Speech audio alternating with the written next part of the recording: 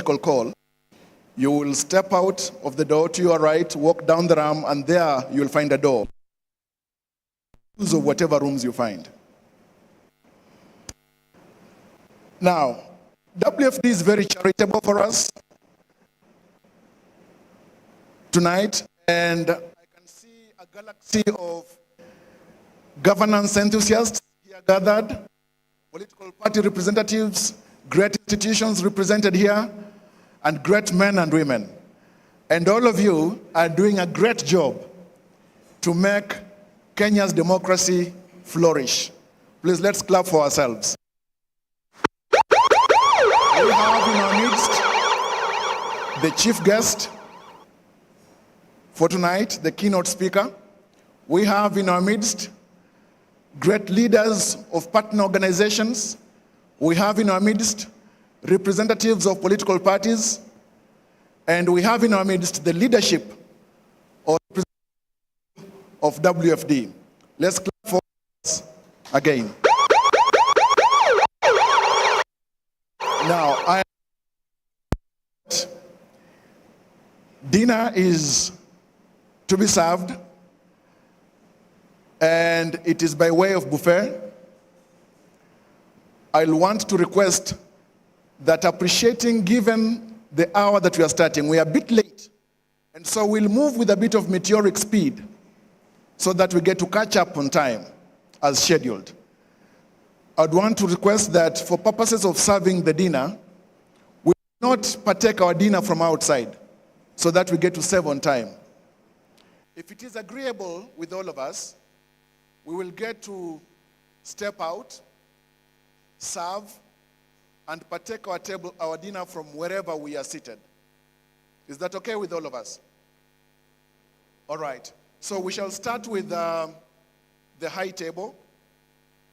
The high table includes our keynote speaker, Commissioner Koyer, who is here with us from National Gender and Equality Commission. We have got a Business Development Manager of WFD, Mr. Otieno. We have got, I don't know whether Mr. Chris Mark, Honorable Chris Mark has arrived. Honorable Rachel Omolo. We have got the distinguished, celebrated Mr. Dennis Omondi, Country Director of NDI. We have got Madam Linda Rod, if she's arrived, Executive Director of Oslo Center.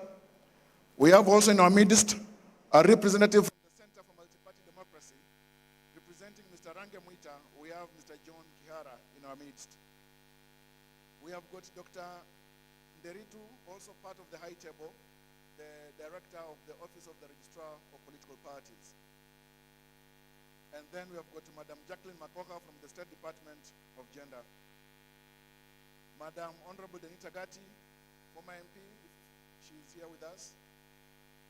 So those will lead us in terms of going to serve our food. And the moment the high table members are back to their seats, the rest of us will have the pleasure to get to serve our food. The high table, please. Madam. Madam? I called you. High table, please.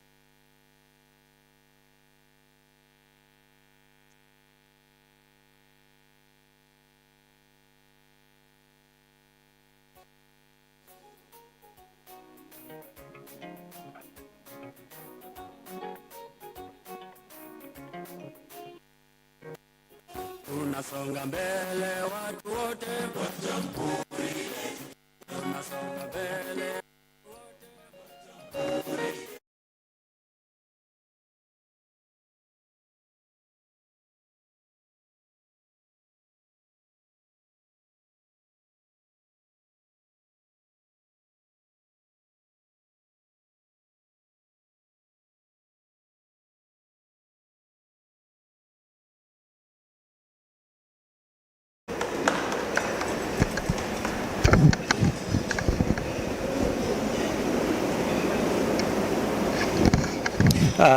Sorry.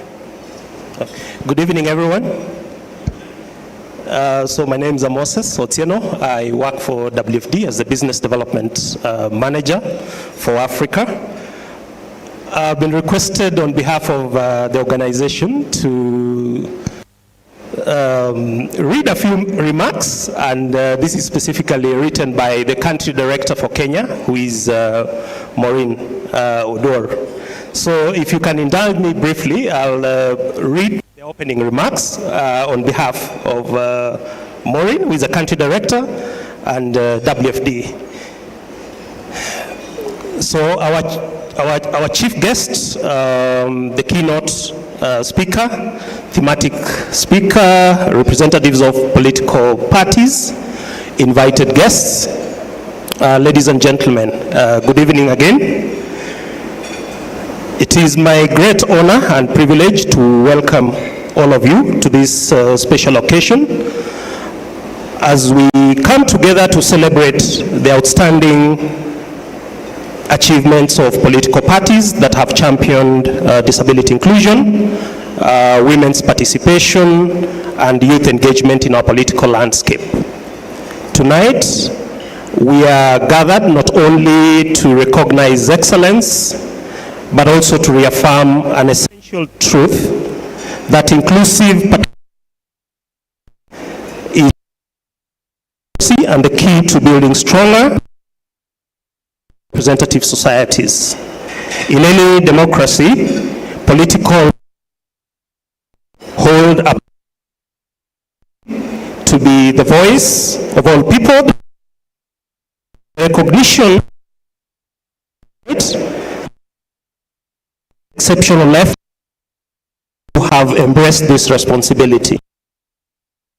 Forms where voices of persons with disabilities only just have and decisions that define.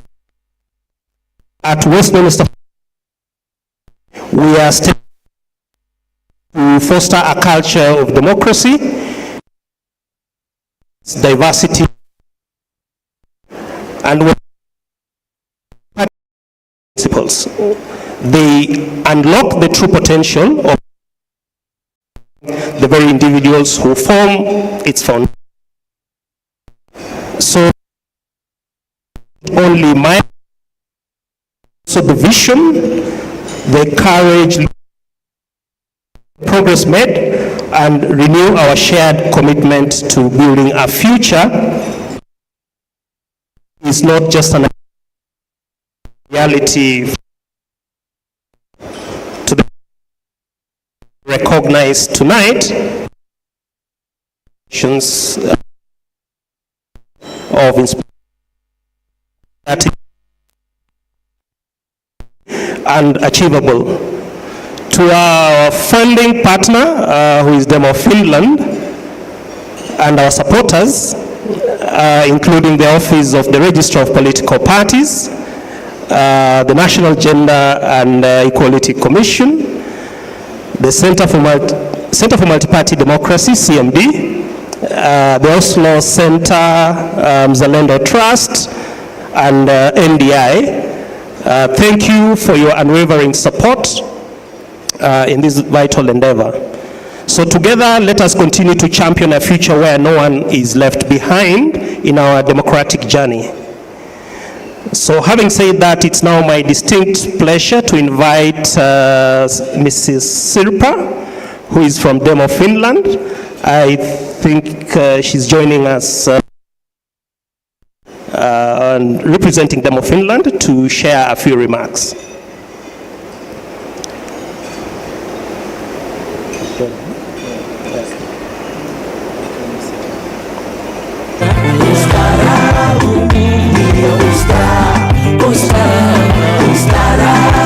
So, Sirpa, your unwavering dedication to advancing inclusion, participation in a beacon of hope, is a beacon of hope and inspiration. We are truly grateful.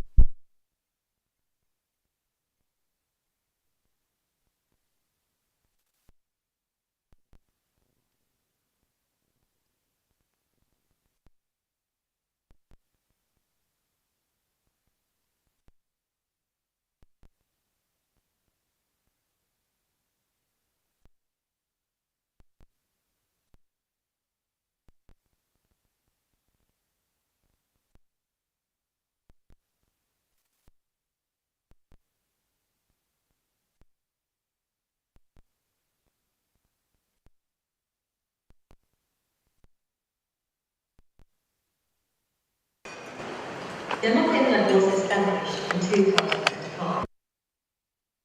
Political parties who were then elected. Various elected and re-elected to our parliament majorities, and during all these 20 years, the MPs of each political party in our parliament have been on Demo Finland board. There are 9 political parties in our parliament and us on Demo Finland board, representing a wide range of political ideologies and this is where our mandate comes from. It comes from all of them. As Demo Finland, we run external democracy with a lot of multi-party dialogue in the background. Our strategy and mission is to support political parties to become more programmatic, more democratic, and more inclusive on the one hand. On the other hand, we support and facilitate multi-party dialogue. We work in Finland and overseas, and we belong to European and global networks of democracy support organizations and research institutions. It is a great pleasure to be here tonight. This ceremony is the last activity of a 4-year Kenyan Inclusive Political Parties KIP program that Westminster Foundation for Democracy and especially Westminster Foundation for Democracy Kenya has been implementing in cooperation with Demo Finland. This program has been particularly efficient in achieving results and outcomes. Just think how much and with what quality the KIP partner parties, you, have developed your internal documents, your structures, and your practices in terms of disability inclusion during this past year. How many functioning coalitions have been formed between political parties, OPDs, parliamentary and government actors around disability inclusion? How much KIP has strengthened Kenyan OPDs in supporting their members in acting as independent political actors? How much regional political parties and other regional democratic actors outside of Kenya have benefited from your expertise through various peer learning meetings? And how much multi-party dialogue on disability inclusion you, the KIP partner parties, have created in Kenya? All these achievements have strengthened democracy. I wish we had a national multi-party disability caucus in Finland. Well, we don't, not just yet. I met quite a few of you in March this year during my visit to Nairobi. I told you then that persons with disabilities have very good and very well organized services in Finland. However, when it comes to political participation of persons with disabilities, Finland has only taken the first teeny tiny steps. KIP program and you, the partner parties, are a great inspiration to us in Finland. We have keenly documented all the good practices that you have developed during this. We have passed and we will to finish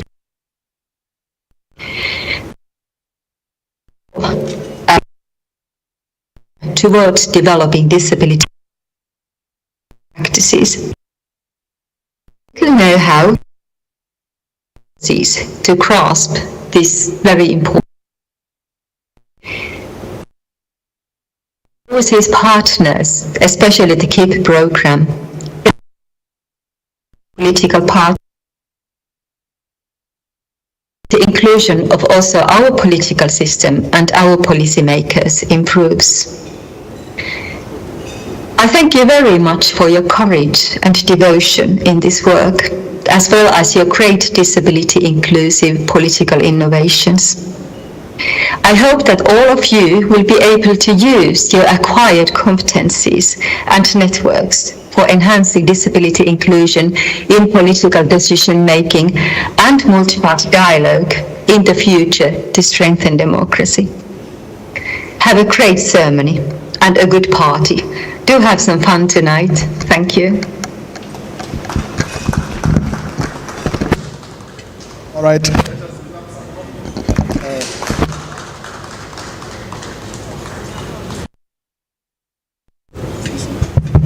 Great, thank you so much.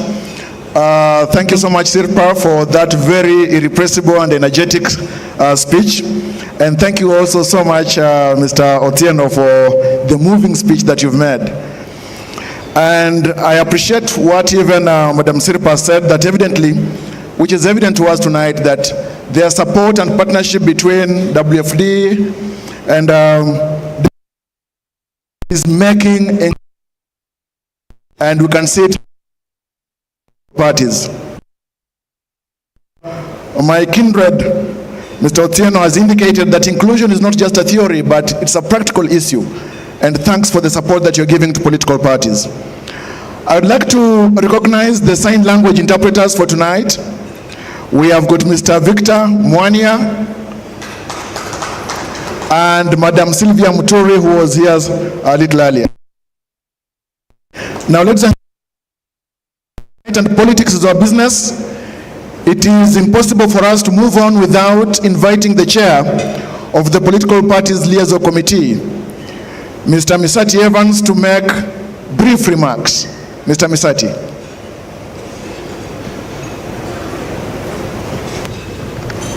Thanks so much for giving me this opportunity also to say something where recognized. First, I want also to recognize the parties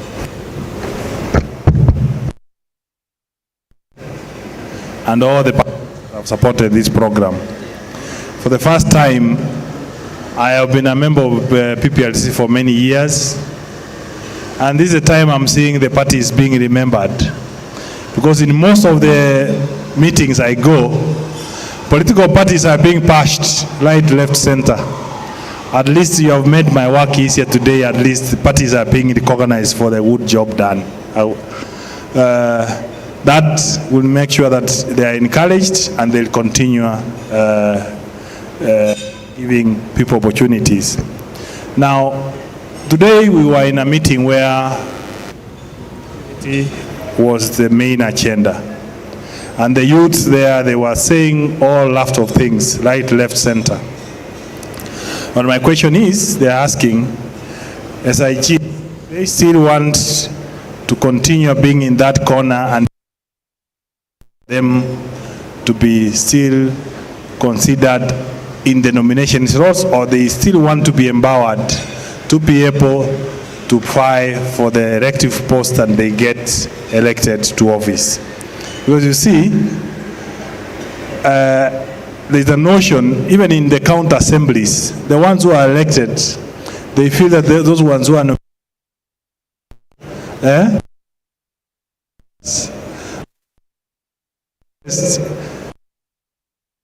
if they have been time, institution,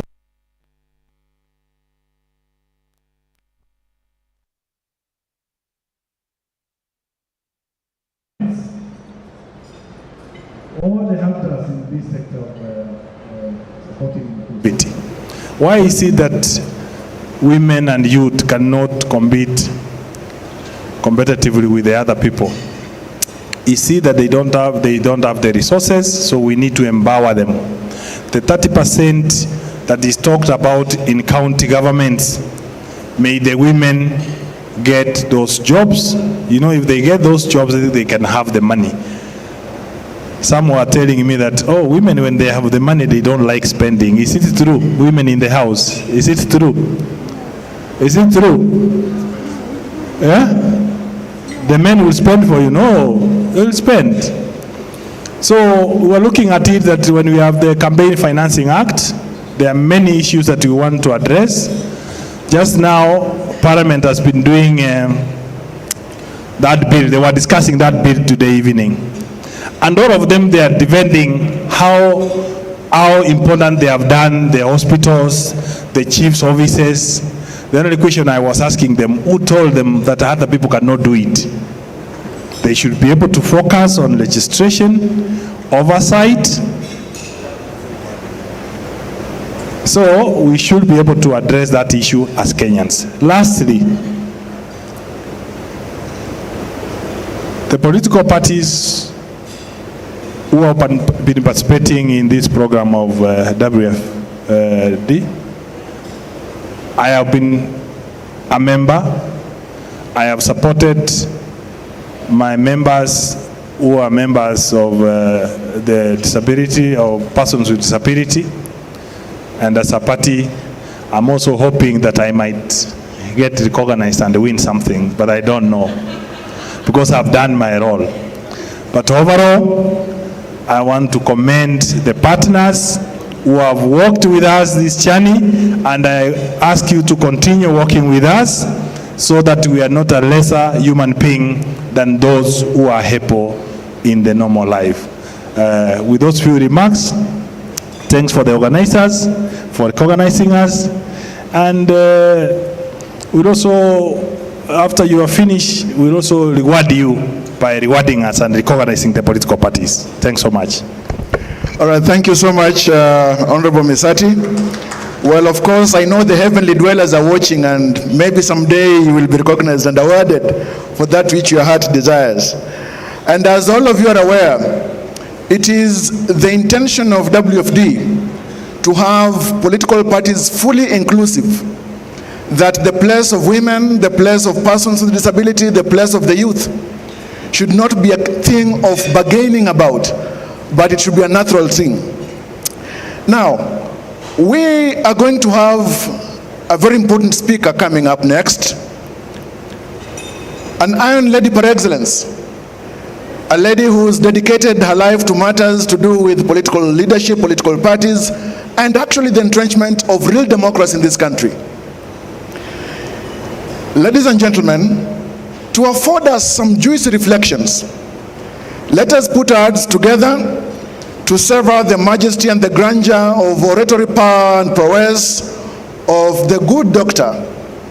Anne Deritu, Director of the Office of the Registrar of Political Parties.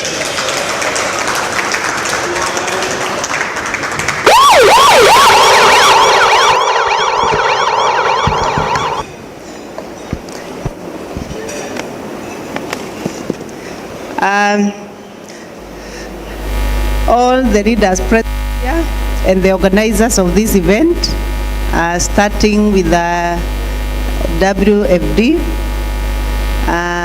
my colleagues in the governance sector, because we are all working in the institution represent, and allow me to say all protocols of interest of time. I don't know whether we are going to talk without a microphone, or I put it a bit. When you are seated there, it's not very audible. Maybe somebody just need to adjust it a bit. I'll start by saying I am very excited and happy to see all of you, and especially when we are all talking about political parties and their participation. I want to applaud WFD because they have picked an area that has no many players, especially the inclusions of persons with disability. Many times we talk about inclusion, but majority of the time we are really talking about women. We are happy to talk about the youth, but many of the time we now bring at the tail end, we talk about persons with disability. So when I see, especially because we are working with you in areas of disability, and then you have brought this award for political parties, I really want to applaud you for the good work. I also want to recognize all political parties present here today for being here. First of all, because you have been targeted to be recognized, and even if you are joining to support those who are being recognized, you are being here, make it the event, because the event is about political party recognition and representation. So I want to thank you most sincerely. You are the reason the Office of the Registrar exists. So whenever we see you and whenever your activities are, we are happy to engage with you. Having said that, allow me to say that inclusion forms one of the fundamental issues of participation, especially in governance and elections. When we talk about participation, we should always look at people from all sphere of life, from all demographics, and then when we look at a ballot paper, we should see all of them there. When we look at a political party, we should see all of those people in their voices, because democracy as its strongest is when every voice is heard and every citizen, regardless of their background, has a platform to participate. Inclusive political party spaces empower individuals across gender, age, and ability to contribute meaningfully to governance and policy. Whenever there is exclusion, it means that there are some group of people who really are left out, and then it means the citizens, the organizers, and everybody who is doing the governance issues have left a critical mass in the process. The Office of Registrar of Political Parties is committed to inclusion, and we start by looking at the political party from a perspective of its governance. How is the political party structured at the governance level? We look at whether the political party has at least a third of either gender. We also look at a political party whether the governing body has at least persons with disability, and then whether it has youth, and also diversity, regional diversity, and even ethnic diversity, because everything, we must recognize diversity means that everybody must be included. For that reason, the Office of Registrar have tailor-made materials, especially for different inclusion groups, including a manual for persons with disability, which we launched the other day, coming from the Kenya Political Education Sourcebook, which we already launched towards the last general election. We have divided now that sourcebook into actionable training materials, like a manual for persons with disability, another one for women, and another one for youth. We have specifically done that because there are issues that affect every category. I want to say, as we look at the next election, it is very important as we engage this particular time to try and look how these groups are catered and taken care of within the democratic space. I celebrate the remarkable effort of political parties in embracing disability inclusion, women inclusion, and the youth inclusion. And we are very proud of you, the ones that are being rewarded today. And we shall look forward to see how you shall shine going forward with the award, because it's one thing to be awarded, it's another thing to live up to that award. We want to see how you champion inclusivity within political parties, because it doesn't end with our ad alone. We expect that we shall see political parties engaging the youth more, engaging women more, engaging people with disability more. As I conclude, tonight we celebrate achievement, but our work is far from being done.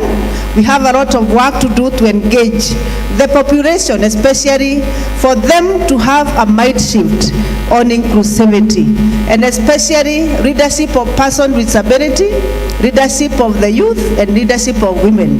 We have to do a lot of civic engagement so that there can be a mind shift in the country towards realizing inclusivity and intentional inclusivity, so that you look forward to getting people intentionally and bring them on board. I urge political parties present here and all political parties to deepen their commitment to inclusion and representation by setting a ambitious goal for diversity. Collaboration is key.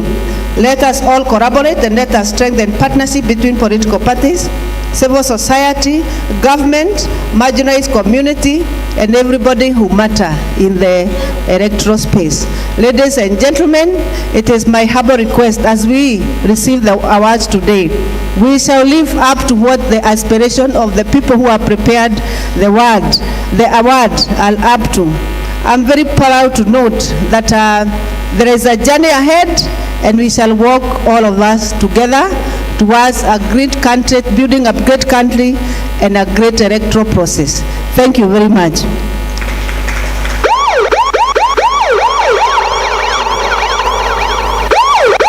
Thank you so much, Daktari. Your attention to detail is always admirable, and we celebrate the work of your great office. Thank you so much for those great remarks. Ladies and gentlemen, as you all know, the Westminster Foundation for Democracy is very keen to support and to work and strengthen political parties, not just at the national level, but even at grassroots, at branch levels, to ensure that inclusion becomes actually material.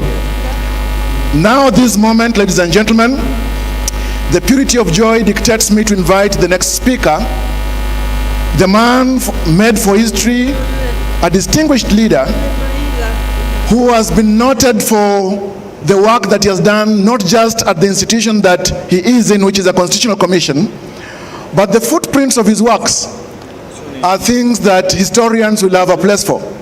Ladies and gentlemen, the chief speaker, the keynote speaker for the night, Commissioner Koyer, the stage is yours.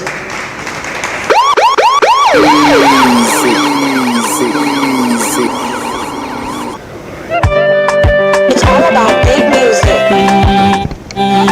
Bwana Yesu asifiwe. Bwana asifiwe. Ladies and gentlemen, I am honored to be here, but also privileged to be here to represent our country, to represent a constitutional commission that is mandated to deal with the issue of inclusion.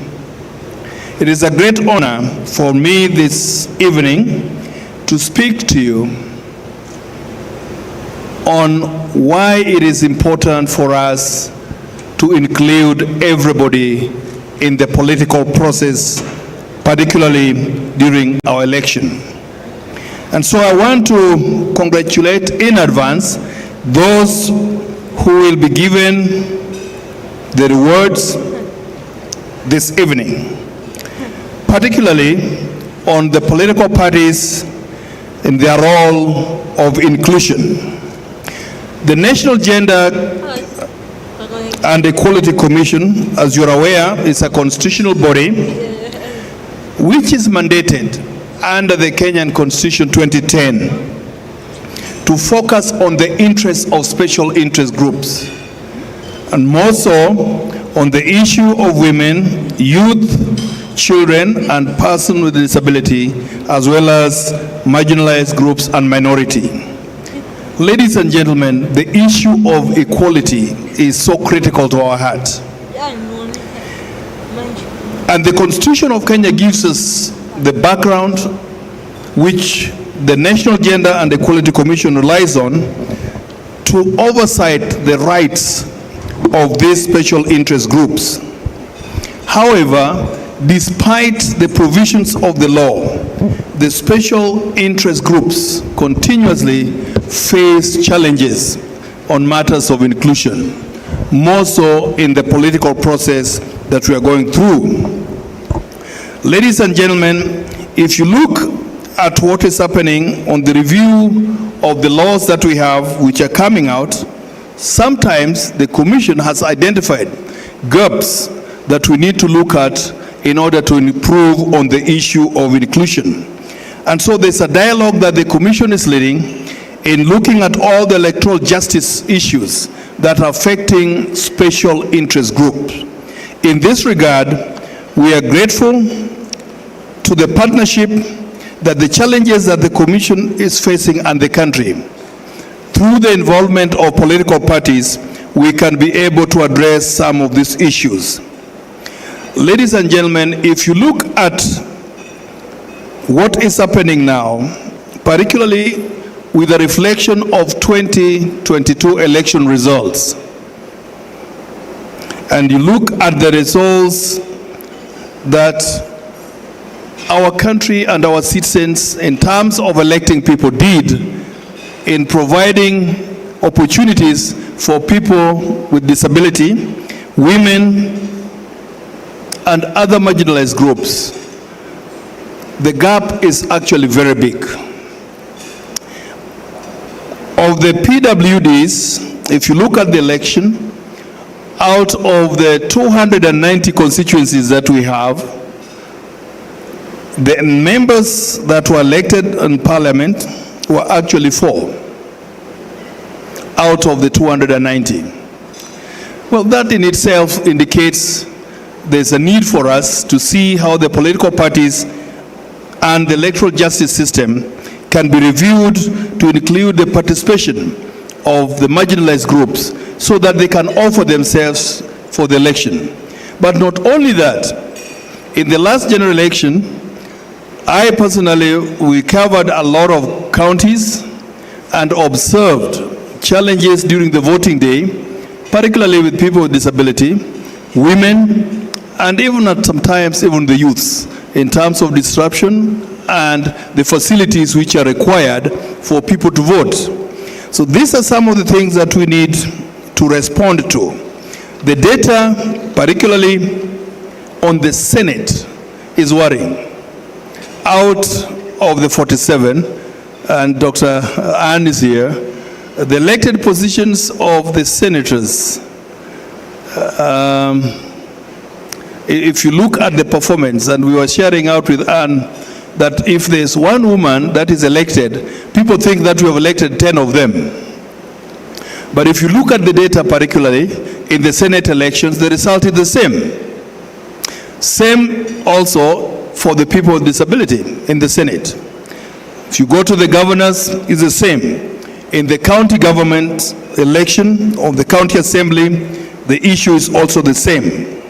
So the question which we have to address, and we have to agree and support the WFD, how do we increase the participation of those who are being left behind as we do or prepare ourselves for the election of 2027. Ladies and gentlemen, we should all acknowledge the role that has been played by Westminster Foundation for Democracy,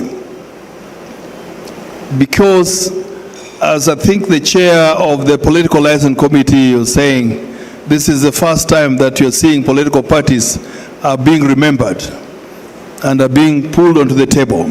Can we clap for them again, please? This partnership, together with electoral bodies and civil society and organizations and the political parties, can play a commendable role for us to champion the democratic governance process so that we can ensure that elections, when they will be held in 2027, will see an improvement, particularly on the participation of women, youth, people with disability. Today, as we celebrate the achievement of political parties that have gone above and beyond the key areas of democratic inclusions, disability inclusion, women participation, youth engagement, and the use of civil technology. A truly democratic society often ensures that all citizens, regardless of their ability, can participate in the political process. As a commission, we look forward to working with Westminster to remove the barriers that are currently existing in our laws by engaging with the parliamentarians, by engaging with critical stakeholders to ensure that our youth, as it stands now, if you look at the representation within the the voting bloc in this country, will feel that they are included. That can only happen if we are able, and with the work of the National Gender Commission, ensuring that the key players would open up the space for the youth to be represented, for the people with disability to be included in the electoral process. Women participation and gender equality in politics is not just a matter of fairness, but is a fundamental building block of a vibrant democracy. It is therefore essential to continue to push for policies that encourage and facilitate the participation of women in leadership roles, so that women are heard, so that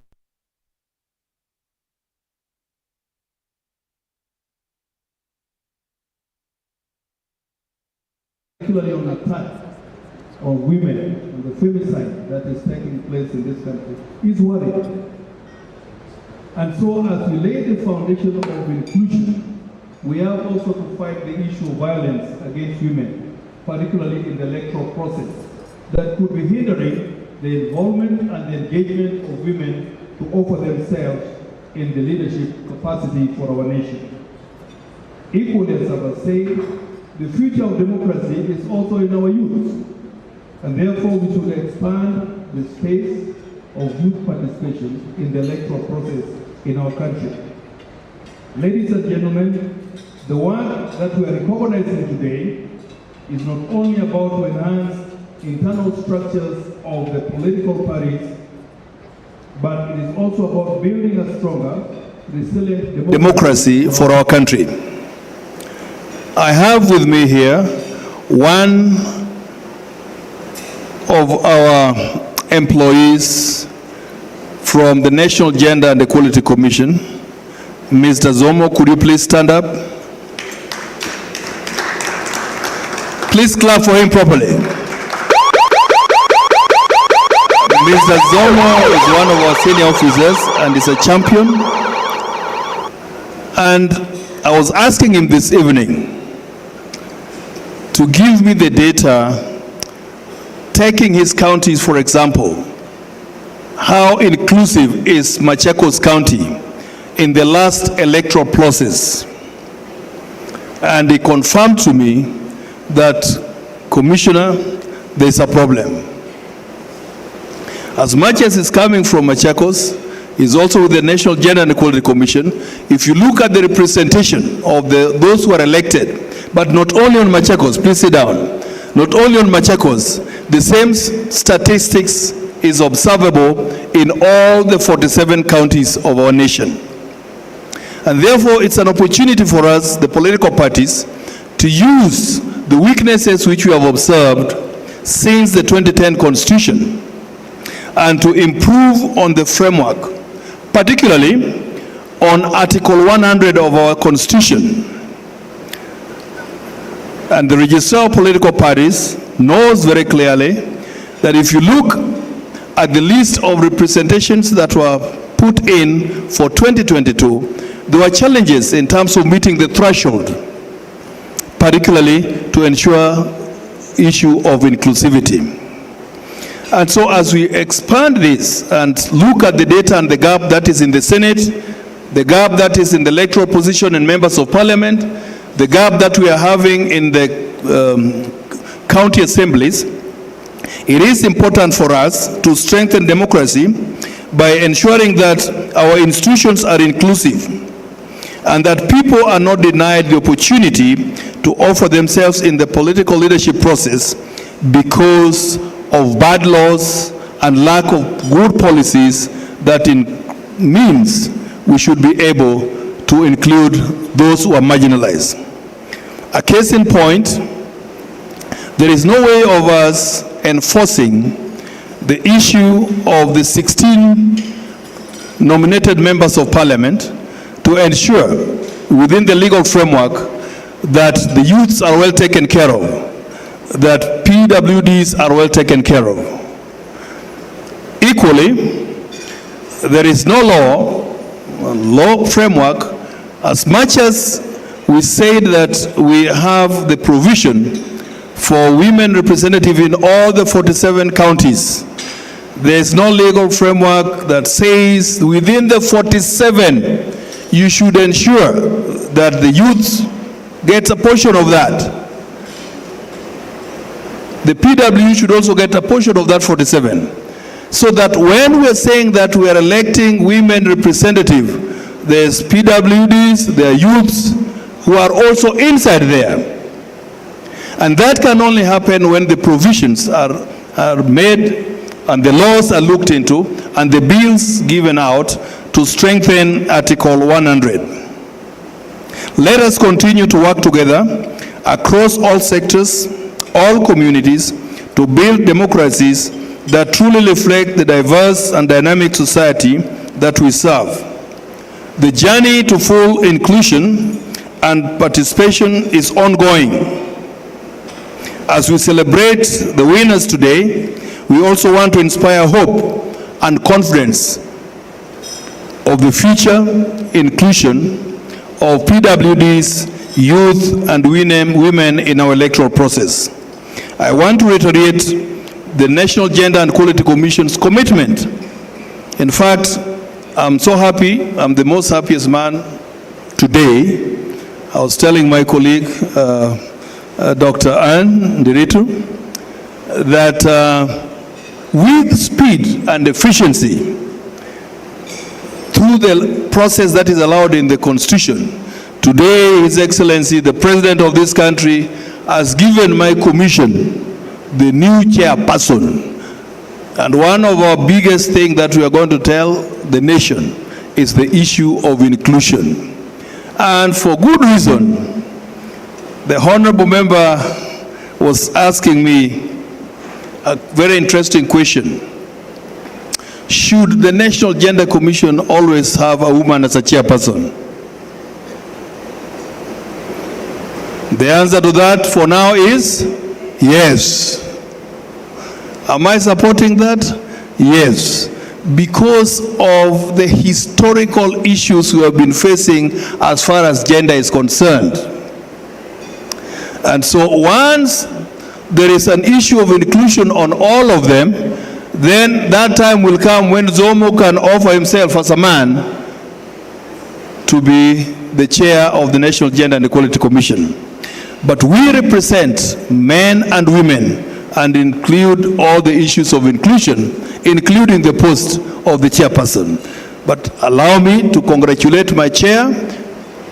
She's going to be sworn in next week, and I will push and pull and work together with Dr. Ann Ndiritu, with the Electoral Commission, to make sure that we look at the policies and the laws that we need to implement to make sure that there is inclusion of women, youth in the political process. Clap for me. I'm done. Thank you.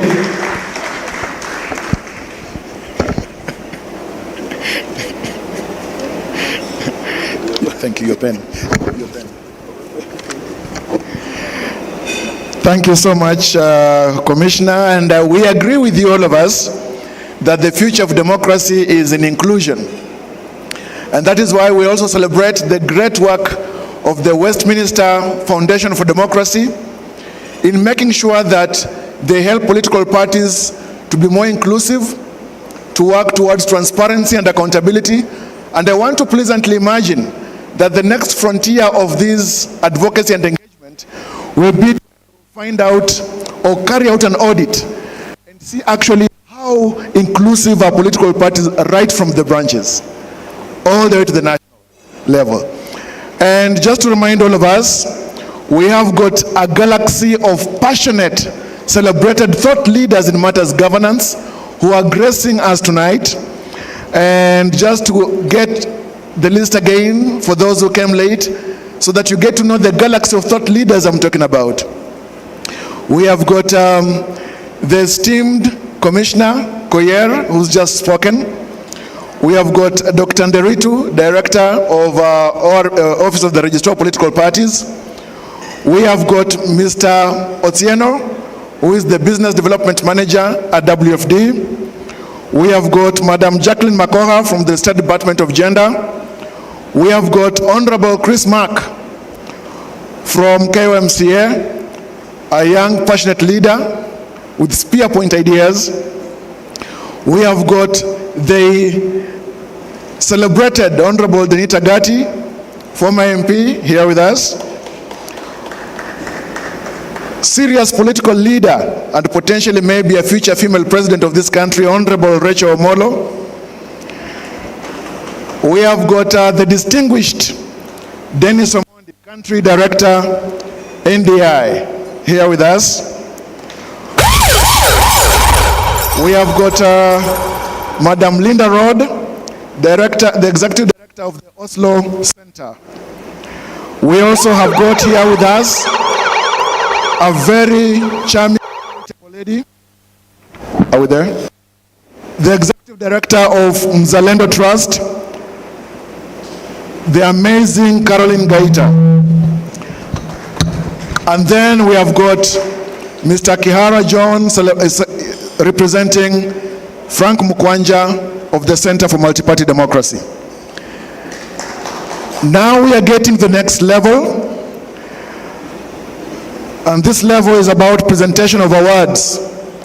But before those awards are presented, we have got some selected make a few appropriate remarks before those awards are given. Now, first on the list is a lady that I admire a lot. She's got the passion that can only be compared to the spear point of the antiquated Greece fighters. I have never seen her kind. She's self-driven, but before I say more, I want you to hear from herself, the Honorable Denita Gatti.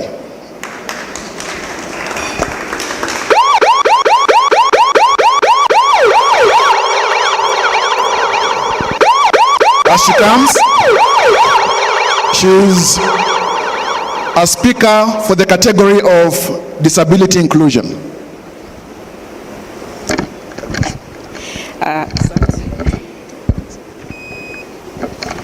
Thank you very much. Good evening. Good evening. All right, distinguished guests, my name is Honorable Denita Gatti. I am originally from the county of Migori, and I am the immediate former Member of Parliament for persons with disabilities in the National Assembly. I am also the immediate former chair of the Commonwealth Parliamentarians for Disabilities Network. It's a network of MPs from across the Commonwealth looking at issues disability in politics.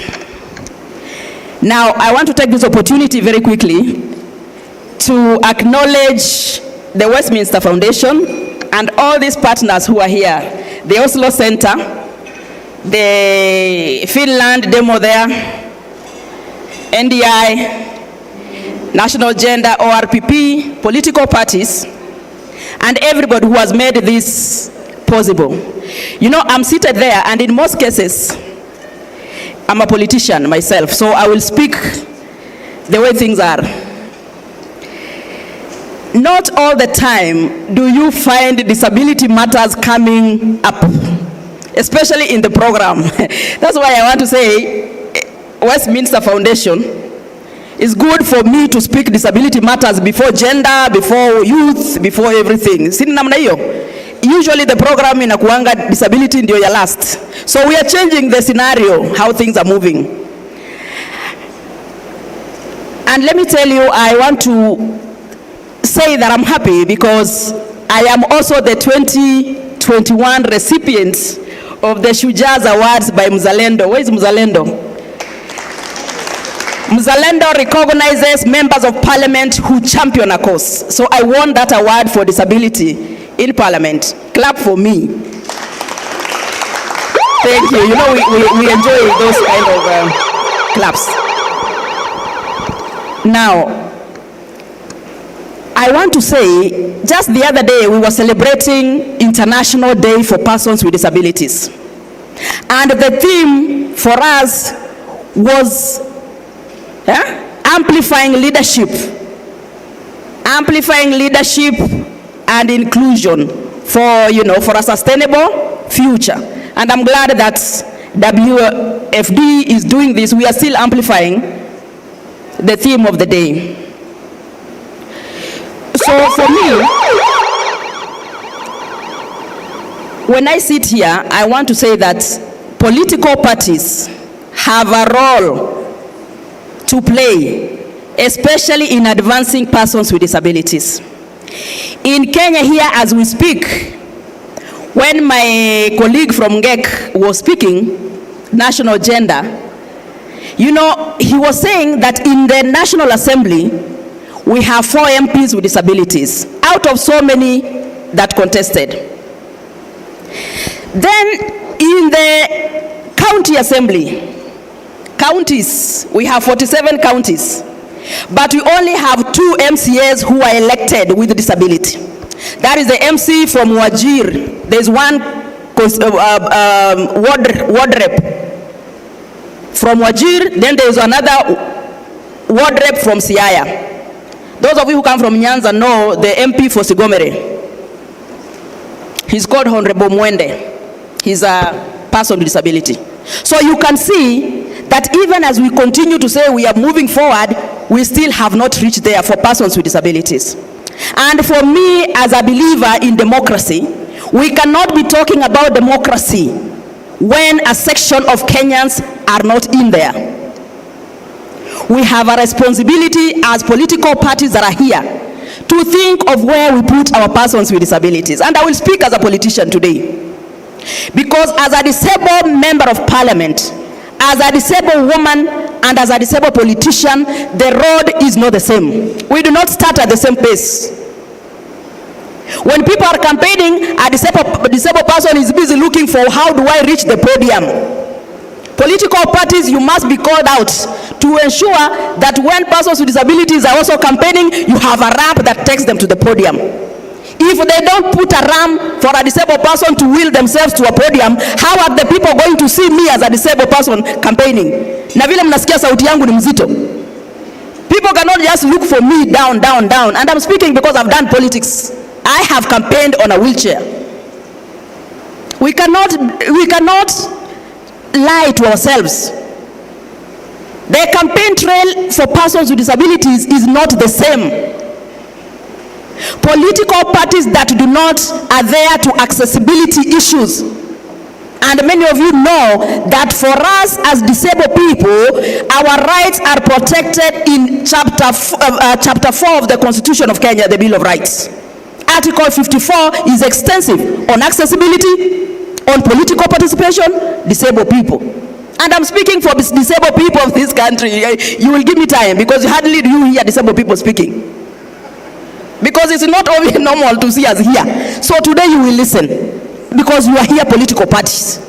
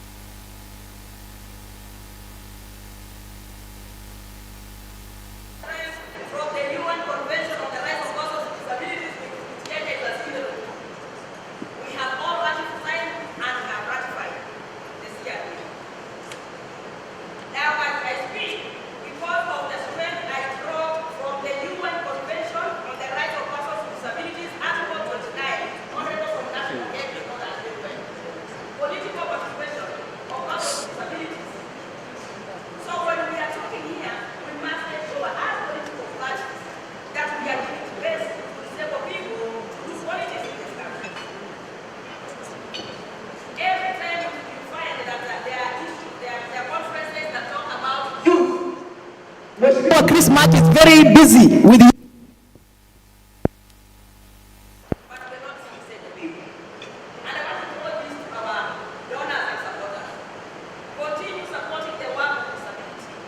Enhancements. we are now in the third year since we finished elections, isn't it? This is our third year after election of 2022. Hardly do you see political party leaders engaging disabled people. We want to see more political engagement between disabled people and their party leaders. I want to hear some claps because that is the truth I'm speaking. Because the disabled people have sent me to speak to you today, political parties. Go and tell your party leaders that disabled people want to have a conversation looking at the review of the 2022. Because for disabled people, the biggest challenge again for disabled people in this country to do politics is their political parties. Political parties must look at the challenges of disabled people in doing politics. Political parties, look at your parties, all the various parties here. How many disabled people sit in the structures of your party? Am I speaking sense to somebody? How many sit in neck of their parties as disabled people? Disabled people, you need to examine your party structures, because in this country, when it is a disabled person who is supposed to lead in a political party, that disabled person is given the disability wing. You are only the chair of disability wing. Am I speaking sense or I'm lying? That is what happens. Then these other structures are given to able-bodied. Now take secretary for what, secretary for what, secretary for what. Disabled, you are the secretary for disability. Now, I am not afraid to tell political parties here and representatives that political parties must respect Article 54(2) of the Constitution. Article 54(2) calls for 5% representation. It is not just about social and economic and small things, even political. Meaning that your party organs must have 5% representation of disabled people leading political parties. Can I get some claps because you are hearing? I think you are hearing me very well. I want to speak because I am a disabled politician and this is what I have seen in parties. And you must take this to your party leaders and your parties. We have had the chair of PPLC, political party liaison committees. That is a structure of political parties. We also have in political parties what we are calling the PPDT, Political Party Dispute Tribunal. We have the neck of the party. In the party I come from, we have Central Management Committee, the kitchen. How many disabled people sit in those committees? Nobody. Those are the committees when there is an issue about disability and non-inclusion. Those are the people who sort issues of disability. No, there is no disabled person there. How do you think disabled issues are sorted in those committees? We know we should not lie to ourselves. Disabled people have sent me to speak, and I am speaking today. The work of persons with disabilities is not just to organize and be seen and be counted and to add numbers. Political parties are required by ORPP or are required by law to also have what we are calling the CCCs, County Coordinating Committees at the county levels. How many of those are disabled people do have disability representation? So for me, as I speak to you today, I am bringing about those gaps that are missing. Sometimes we speak up here and talk and talk and talk. If there is any aspect in the CRPD that is not usually represented, is the politics of persons with disabilities. People with disabilities don't do politics in this country, and we have to change that. When we hear disability, we think, oh, let them do those social issues, those small social ya kuwasaidia economic, pesa kidogo kidogo. Politics ni ya wenyewe. Political parties in this country are patriarchal. Kila mtu akona kitchen yake. Kitchen. Including my party. Now those kitchens, persons with disabilities do not feature in those kitchens. And we have to change. The ORPP Madam Anne, you have worked so hard. I was with you in Nigeria when you were swearing in President Tinubu. And you saw very well that even in Nigeria, where we come from, the states we visited as election observers, I was there observing on a disability portfolio. Disability is nowhere. Youth is there. Women is there. Disability out.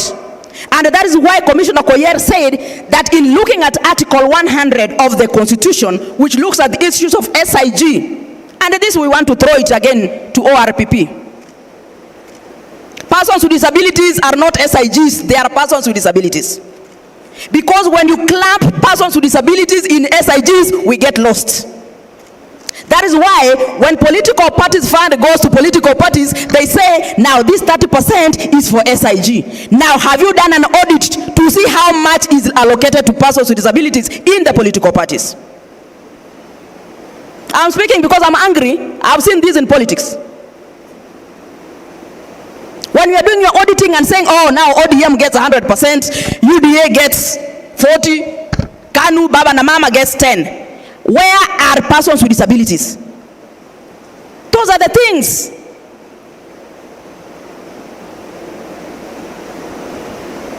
We are not happy as disabled people, and we are not happy because we are watching. What we do down here translates into the office of the president and what he does. When we don't get a census that captures disabled people's population, because we are not less than 1 million as is put by the census of 2019, we are not. We are more than 1 million. We are almost 8 million. Because if the national census puts disabled people at less than 1 million, that means their programming is just around 1 million, budget 1 million, whatever 1 million. We are more than 8 million people in this country, disabled people. And those are the issues that we must look at. Now we are in a situation in this country where positions are being given now positions. And we are talking about employability of disabled people, economic empowerment. And you will leave me to speak, because hardly do you see a disabled person speaking very fluently and seriously like this. We have seen issues in this country that we must address.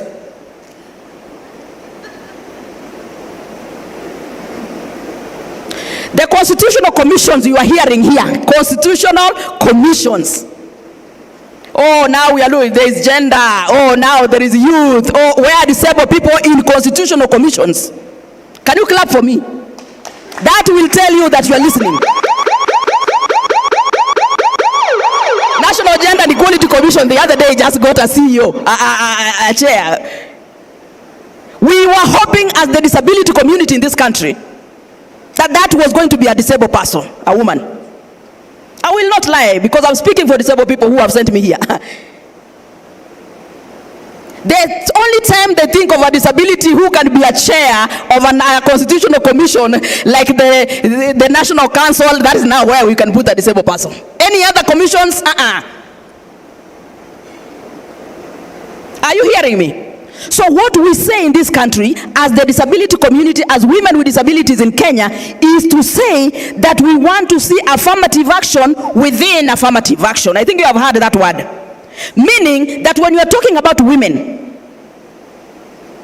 we as disabled women will tell you, amongst those women you are saying, Mr. President or Mr. Commissioner, where is the portion for women with disabilities in this country? If we are not categorical like that, women with disabilities disappear. And you keep clapping, oh, women, now women are in. Where are disabled women in this country?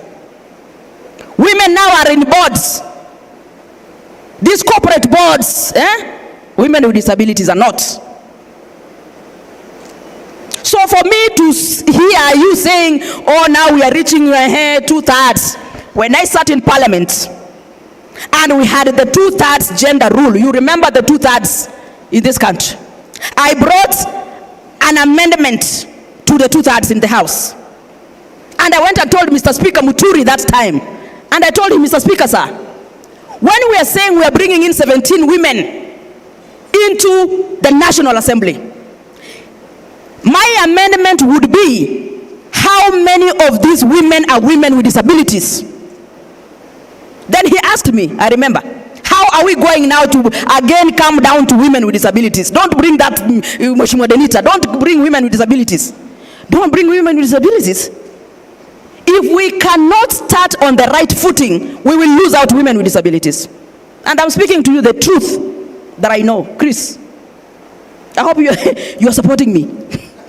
Because I see you going round with youth. And I want you to listen to me proper. Because me, I speak properly. Now, in the 2/3 gender that wanted to increase women to parliament, my criteria in that legislative proposal was to ensure that even within this 15 or 17, the 5% as stipulated by law is there. Are you getting me? Now, 5% of that would be what? Around 3. Now 3, again Parliament asked me, these 3, what is the criteria for selecting the 3? I told them, Mr. Speaker, sir, what we will do now, that is not even an issue. We can look at regions or whatever and put strong women that can come in, 3 of them. That is why I am saying, and I am telling you, that for us as women, we are not the same as women. And I want to tell you today, women with disabilities are not women are not a homogeneous group. Women with disabilities and women.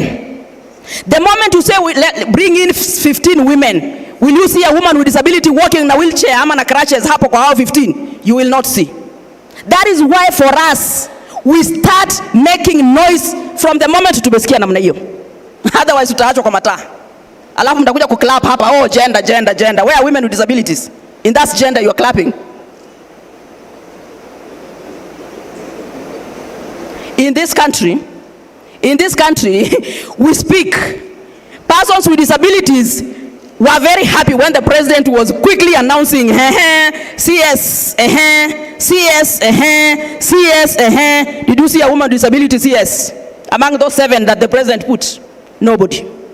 You came to PS, Did you see a woman with disability in those PS? No. We are not doing well as much as we want to say, oh, we are doing well for women with disabilities. And unless we are angry, because for us, that's why we are always angry.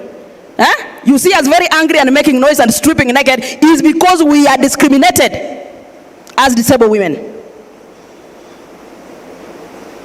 We are talking leadership, and that's why I'm talking leadership. So, before I finish, because I only have one thing to say.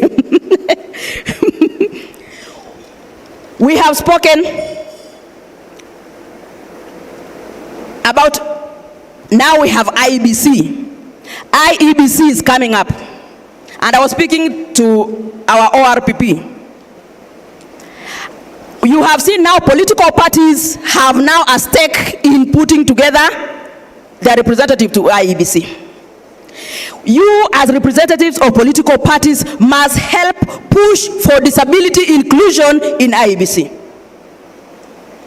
Now for us as disabled women or persons with disabilities in this country, we have realized we are nowhere to be seen. Now you as persons representing your political party, you are the ones supposed to tell your political parties we must have disability representation in the IEBC. You know very well the role that IEBC plays.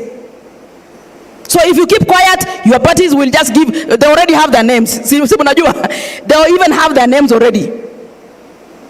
Where are disabled people in the political process in this country? And then we come and sit here and say NDI, demo, Oslo, now we're having dinner. Where are disabled people in politics? And we're talking politics. No, sometimes we feel very angry. We will not sit as disabled people and look at what is going on in this country without even talking. Now, quickly as I sit down, there is something that we are calling political party financing. Political party financing is money given to political parties to support their campaigns and their well-being. Now, this is the money ORPP should have been here to hear, that this money that goes to political parties How much do political parties give disabled candidates? Because I can tell you for sure, when you are seated here representing your political parties and you see a disabled person coming in, even when that disabled person is the strongest candidate, you will not give them the ticket. There is usually something that you feel like this disabled person should not be contesting. This one should just wait for the nomination. Ile yao ya nomination ile ndogo ndogo. Those are the myths that we must demystify to empower persons with disabilities do politics in this country. When political parties have seen that in this ward or in this constituency there is a strong woman who has capacity, why can that political party hold that person's hand and make that person become an MP or an MCA? Why should that person be told, wewe ngoja nomination mutapewa hiyo yenu iko huko? How many will be nominated? In the Senate right now, nominations are only about 12, 18 or what? Who tells you, representatives of political parties and your party leaders, that those 18 seats that go to the Senate for nomination, a woman cannot be nominated, a woman with disability cannot be among the 18? Who tells you that?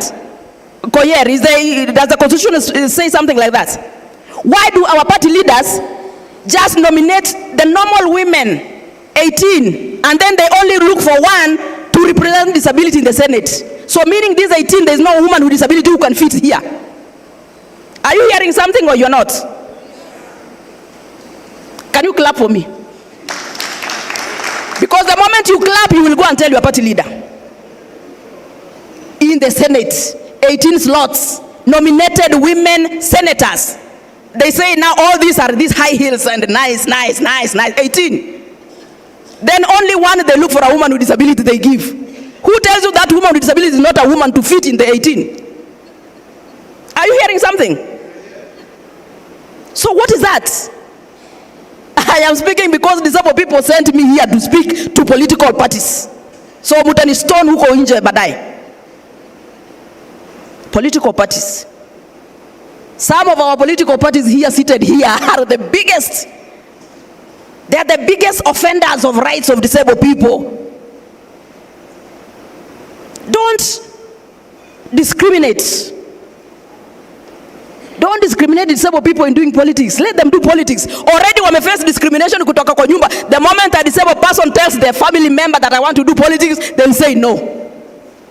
Utaenda wapi? Utatoka kwa nyumba uende kukampenia wapi na your husband amekuambia huwezi kufanya siasa, wewe mama mlemavu? Utafanya siasa na ya nani na bwana yako amekukataza hapo kwa nyumba? So political parties help disabled people do politics. Give them money to campaign. Our donors here help us to empower persons with disabilities to do politics. Because that is the only aspect of the CRPD that is not there. Politics. So mimi sina mengi ya kusema, ni kuambia that political parties have a role to play. Electoral violence affects us. Na nimewaambia nomination fees in your political parties.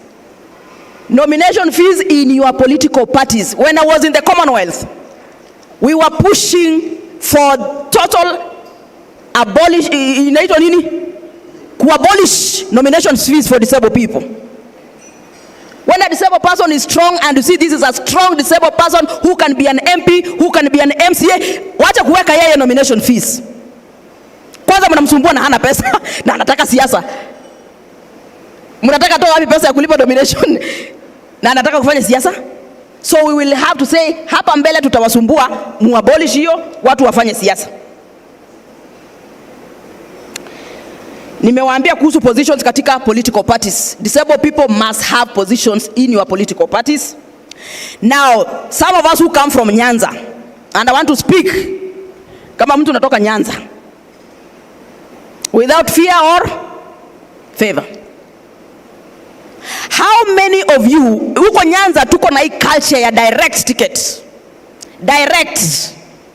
Oh, you are direct. You don't even go through a nomination. How many of those direct go to disabled people? Mumewahi ona? What is the criteria for direct endorsements? Hiyo direct ndio inaitwa endorsement. Your party leader comes and kuinua mkono, umeenda. Hata uendi nomination, wewe umesoma, umeona disabled akiinuliwa na wheelchair hapo eti uinuliwa kwenda wapi? Those are the cultures we have to change.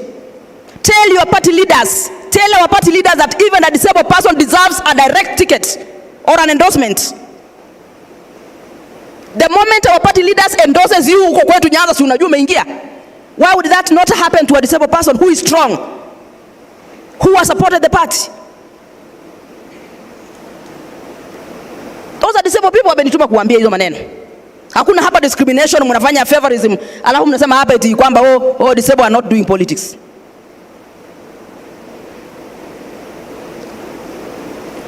Lastly, I want to say, ladies and gentlemen, that the right to political participation is the heart of democracy.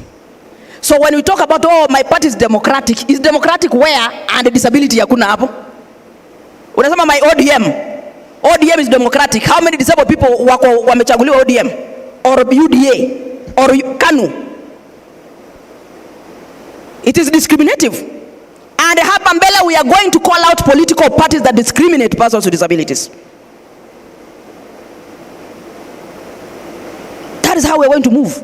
Ndio tukikuja hapa wote tuna enjoy, tunajua hata walemavu wako hapo. Walemavu, hebu inua mkono hapa waone. Ni I've seen one.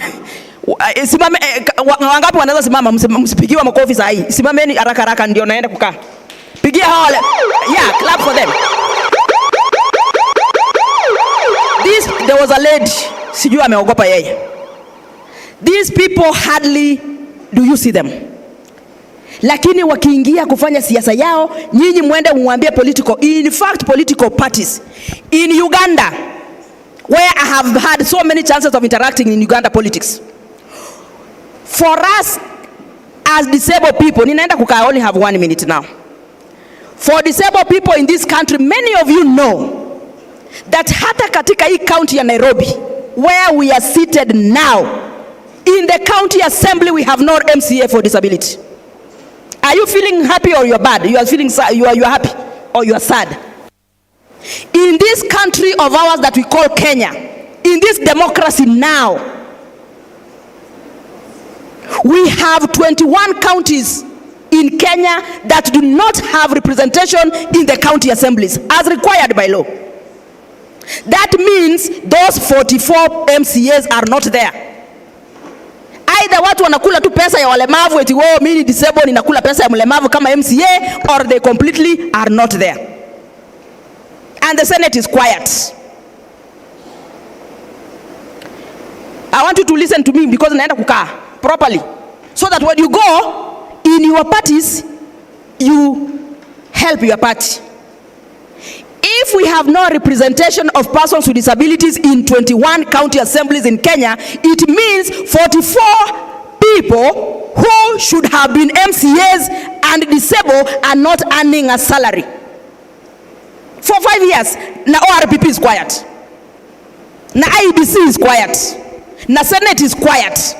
Na wote nyinyi wote political mmenyamaza hapa na dipati zenu hawezi kuselect.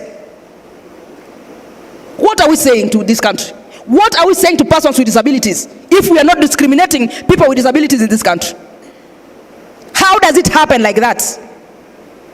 The ORPP, madam, should ensure that wakati nomination zinafanywa, ile tunasemanga ni zebra, sijui ni zebra, ile wacha kusema eti ndio hii ndio, asema kwamba number 1 should be a disabled person. The moment number 1 disabled, number 2 ni youth, number 3 ni woman, inakuwa sasa kawaida, utatuona hapa. You know, you're not used to seeing so many disabled people. But the moment we get angry, we speak what we have seen. Hata mkisema kwamba sisi kama ORPP, we are not going to approve allocation of funds to your political party because hauna disability, watakata. They will not refuse.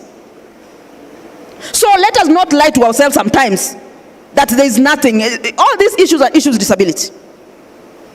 So I'm trying to open your eyes so that you know that disabled people know that their rights are not haziangaliwi vizuri as much as tunasema hapo gender, youth, there we are okay. But disabled, hamutaki kusikia. We have to be sincere. political parties must be sincere. You must be genuine to this word inclusion, political parties. Hakuna kudanganyana hapa. Unless we feel angry. The moment tutaanza ku-undress ndio mtatujua properly. Na unajua tuko na shida zetu tu bado nyingi. Usingi disabled people wame-undress. Mutaenda wapi? Na hiyo ndio wanapanga. Tukuje hao RPP, tukuje ngeke. Sasa hapo itakuwa namna gani? Because sasa hii salary ya 5 years imeisha hivyo, disabled people hawajakula mshahara.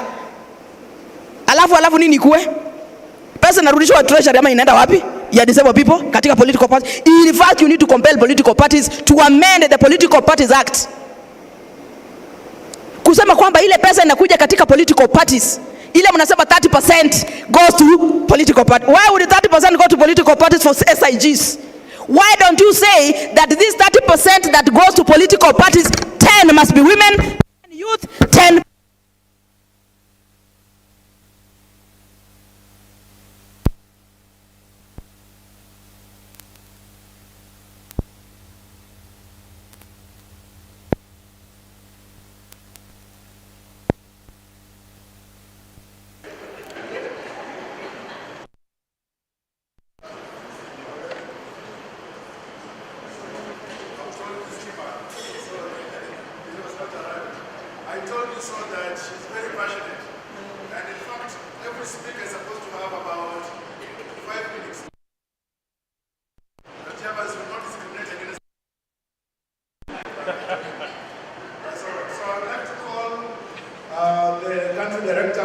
NDI to come here so that we can award the runners-up for the category.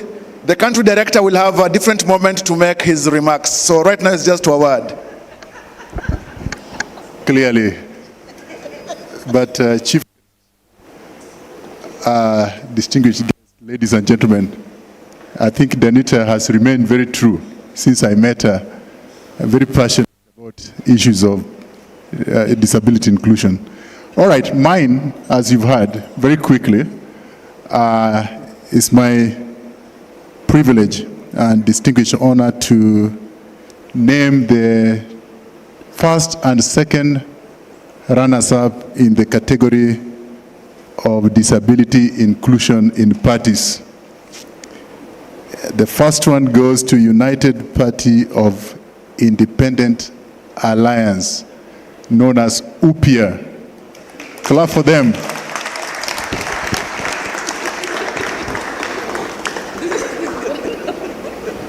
Go there, sir.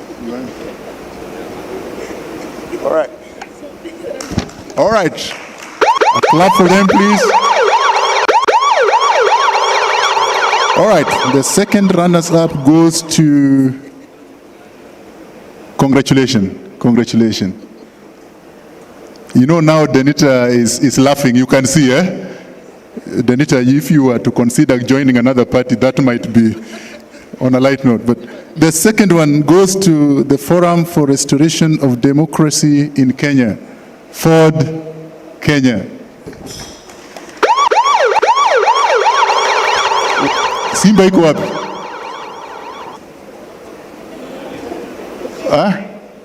Wamenyeshewa? All right. It's okay. We will return it and then they'll pick it. But congratulations to Ford Kenya and thank you. Thank you so much. All right, thank you so much. So that, thank you. We can take our seats now. Thank you so much, Mheshimiwa Agati. Now we are going just to have, if you permit me, 1 minute of music interlude so that we can transition from the very powerful speech of Madam Agati. Just 1 minute of music.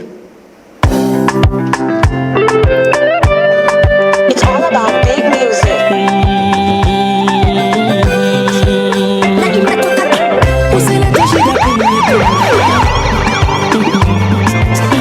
Usilete shida penye kuna raha. Mambo ni staarabu. Mambo ni staarabu. Mambo ni staarabu. Ndio ustaarabu. Ustaarabu. Ustaarabu. Ustaarabu. Ndio ustaarabu. Ustaarabu. All right, thank you so much. So I told you I'd never seen her kind, and thank you so much, Madam Gatti, for the passion. Next, we are going to have another very powerful speaker, a powerful politician. I've always admired the rotundity of her voice when she speaks. And also, she's one among those that is very visionary and focused on matters gender, leadership, and inclusion of women. Ladies and gentlemen, put our hands together for the Honorable Rachel Molo to make her remarks.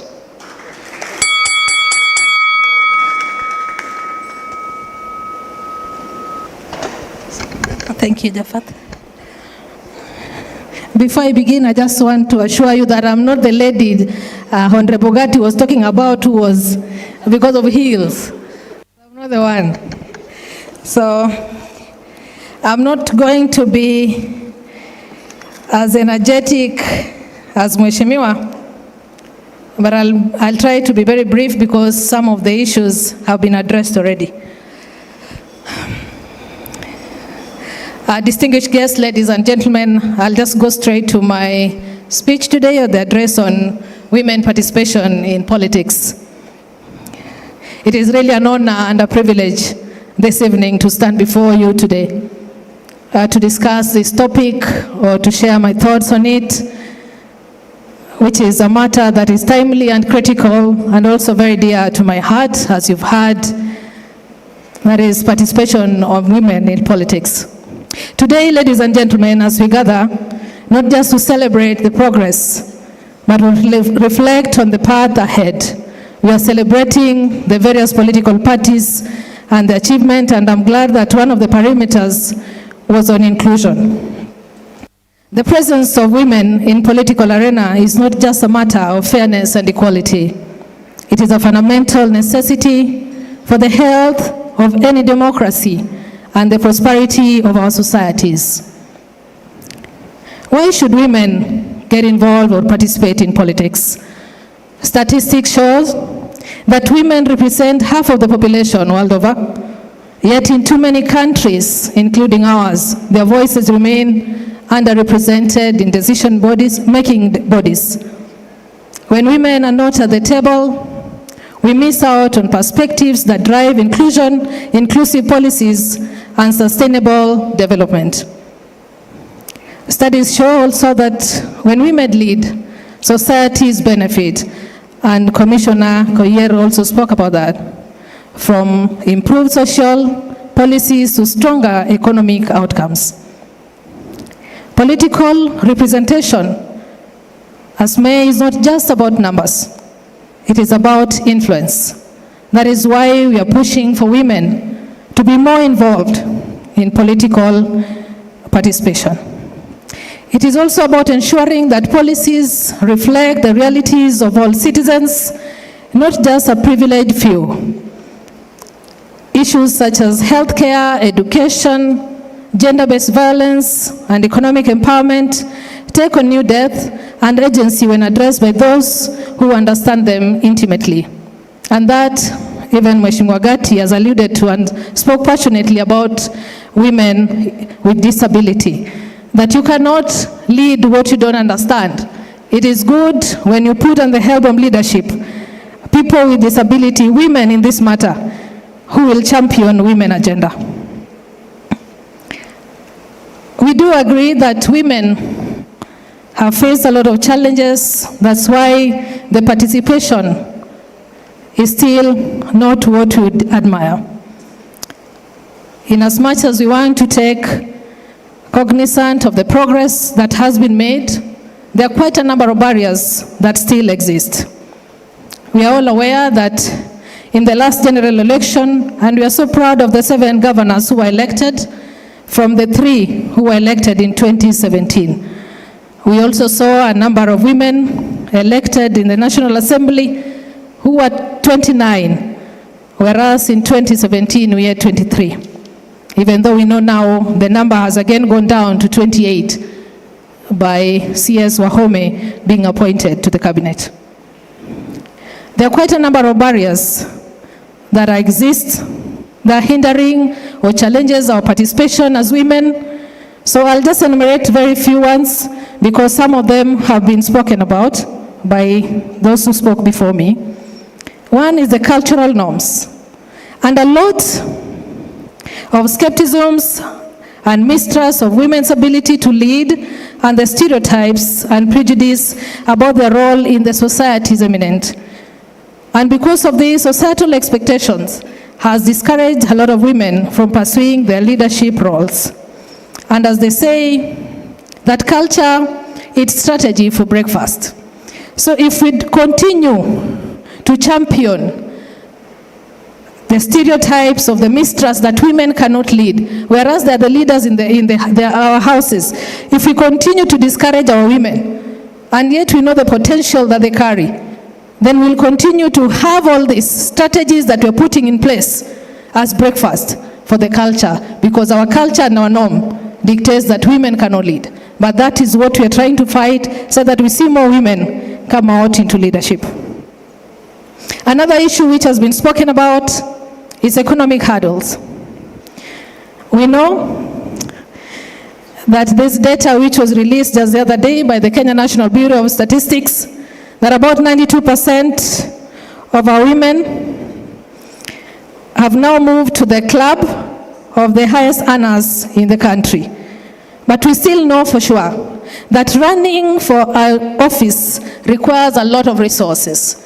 So my challenge at this point to these women who climb into this ladder, just like men do that, kindly support, rally behind the ladies who are throwing their weight into elective positions, so that they get, if you can support them with any financial resources, that would enable them to achieve their dream. Women frequently face those challenges and are disadvantaged as compared to their male counterparts. And we know that from time immemorial, women were not being educated. So our space, even in recruitment, our space in these offices are still very low. So we don't have many as women who would even aspire these leadership positions going out because of lack of resources. So I would also agree with the speaker, Honorable Gatti, that political parties need to be very deliberate on the support they give to women who aspire for this leadership. The women who decide to run for these elected positions, be it MCA, women rep, MPs, governors, senators, they need your support so that they equally can be able to compete fairly with their male counterparts. One of the other issues that is a barrier is violence and intimidation. Women in politics often face gender-based violence, harassment, and deterring participation. And at this point, allow me to give you my experience, that I also ran as a member of parliament for Bondo constituency in 2022. And I did not, at any given point, give in to the level of intimidation that I experienced during that time. Some of these gender-based violence, they are spoken, but you have no people who have witnessed them. I can tell you during the campaign, at one given point, my opponents decided in a market that at that point, it's a market day, that is the day that they all decided, we are going to undress this lady. Yes. That we are going to humiliate her until she gives in. And I did not give in. As a matter of fact, I told them, I like undressing myself by myself. So let me just do it. If you want to see me nude, it is well and good, because no one has never seen a naked woman. All the men here, is there anyone? Why are you afraid? Yeah, so those are some of the intimidation that women encounter during the campaign period. But we want to challenge our ladies that whatever level of intimidation they bring forth, you should not be deterred from your passion. You should not look back and say, I'm not going to do this because I don't want to be embarrassed because of what I'm experiencing. Show them that you are able, show them that you, whatever level of intimidation that they bring forth, you're not going to be cowed by that. So addressing these challenges require a concerted effort from all sectors of the society, government, civil organization, media, individuals, as well as our political parties. Because there's no security measures that are given by political parties. That is a challenge. Neither do they even have a desk or somewhere that you can call, a lady can call when they're experiencing such things.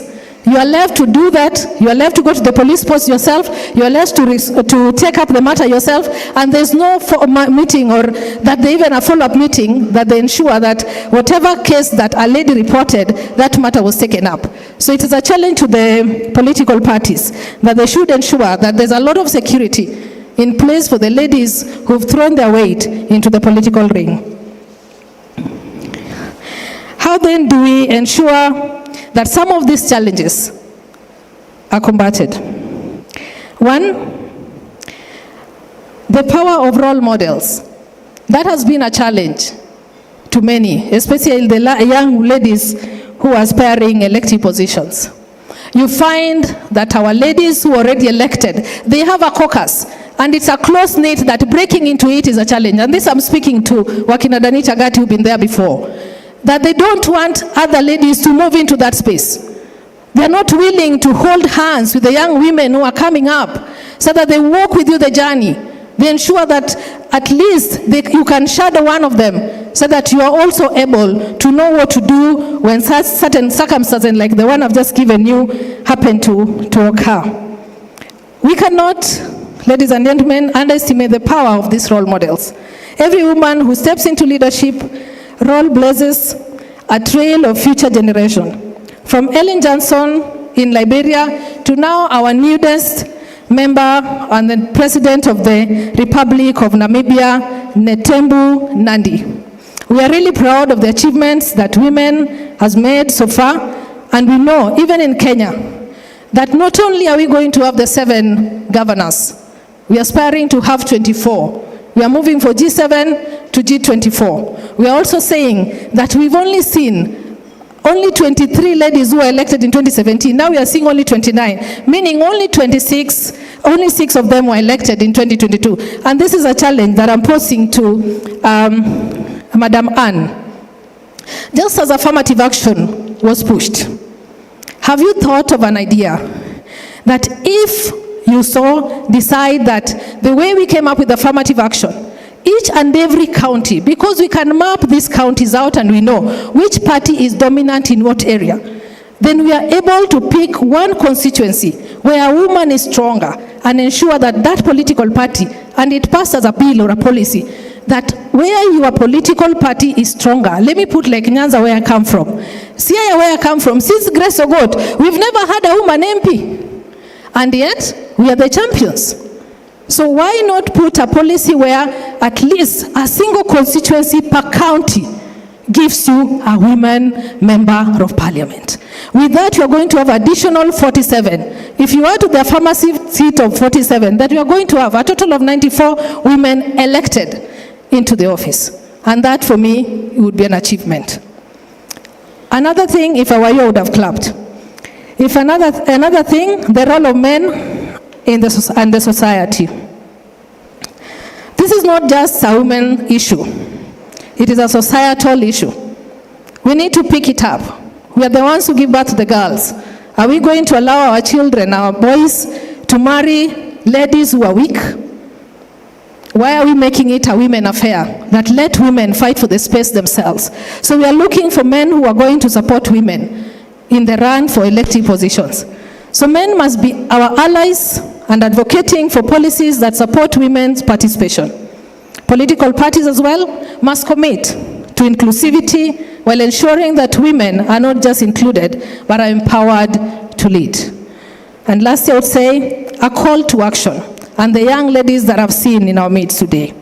To the young women who are here today, your voice matters, your perspective matters. Step forward with confidence, knowing that your contribution can change the future. And to our policymakers and leaders, kindly create an environment where women can thrive, support our initiatives that mentor women, fund their campaigns, and protect them from violence and intimidation.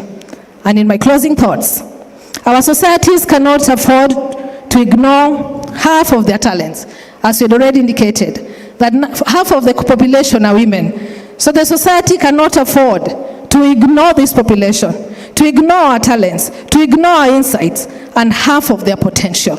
And therefore, as we look to the future, Let us commit to building political systems that reflect the true diversity of our communities. Let us champion the participation of women in politics, not as a favor, but as a fundamental pillar of a just and thriving society. Together we can build a world where every voice counts and every perspective matters. Thank you, ladies and gentlemen. Thank you so much, Madam, for the critical thoughts you've shared with us. I want to assure you that we are going to finish in the next few minutes because I understand that Commissioner and Madam Dr. Derito have got other commitments. They've got some meetings that they are going to attend because of the issues that are happening in the country today. I would like to call CMD to join Madam Omolo here in awarding the runners-up in the category for women and for women participation. The runners-up. Call the runners-up. Just the three of them, eh?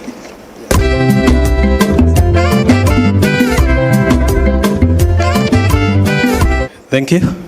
Ladies and gentlemen, my name is John Kihara, Head of Finance, CMD Kenya, representing our Executive Director, Mr. Franklin Mukwanja. It is my honor to introduce to you our runners-up, Progressive Party of Kenya, PPOK. Do you have their representative?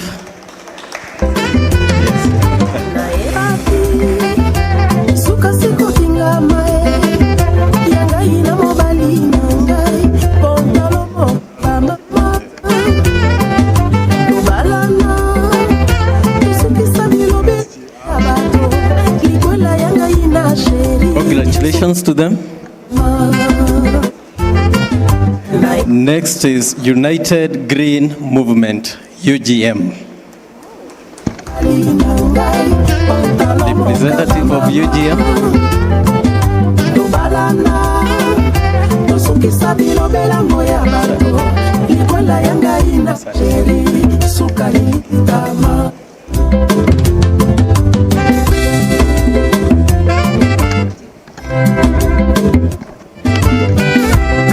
Thank you so much. We can take our seats.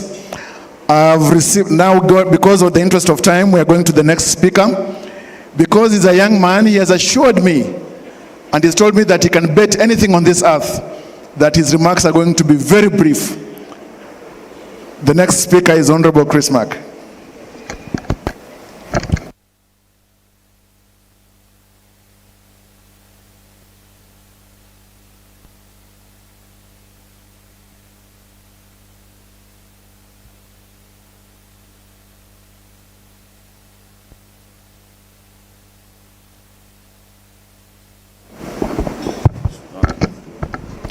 Thank you, Javas.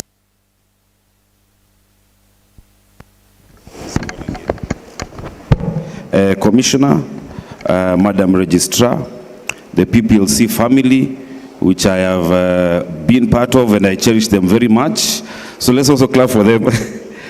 Makofia PPLC. And the reason is I started my political journey there in political party, then landed in PPLC, and they were my mentors at that time.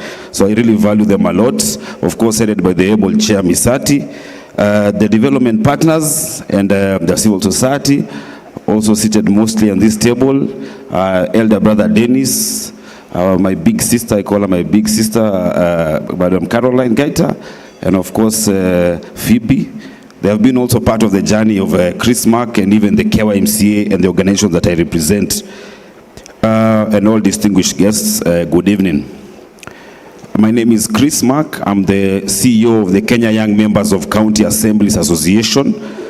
And that is KYMCA. I know when someone was asking me, is the KYMCA the same as the one almost near the University of Nairobi? And I said, yes, the same, because we deal with the aspects of the youth. And so if you have a young MCA in Kenya, most likely, and in your party, there are members.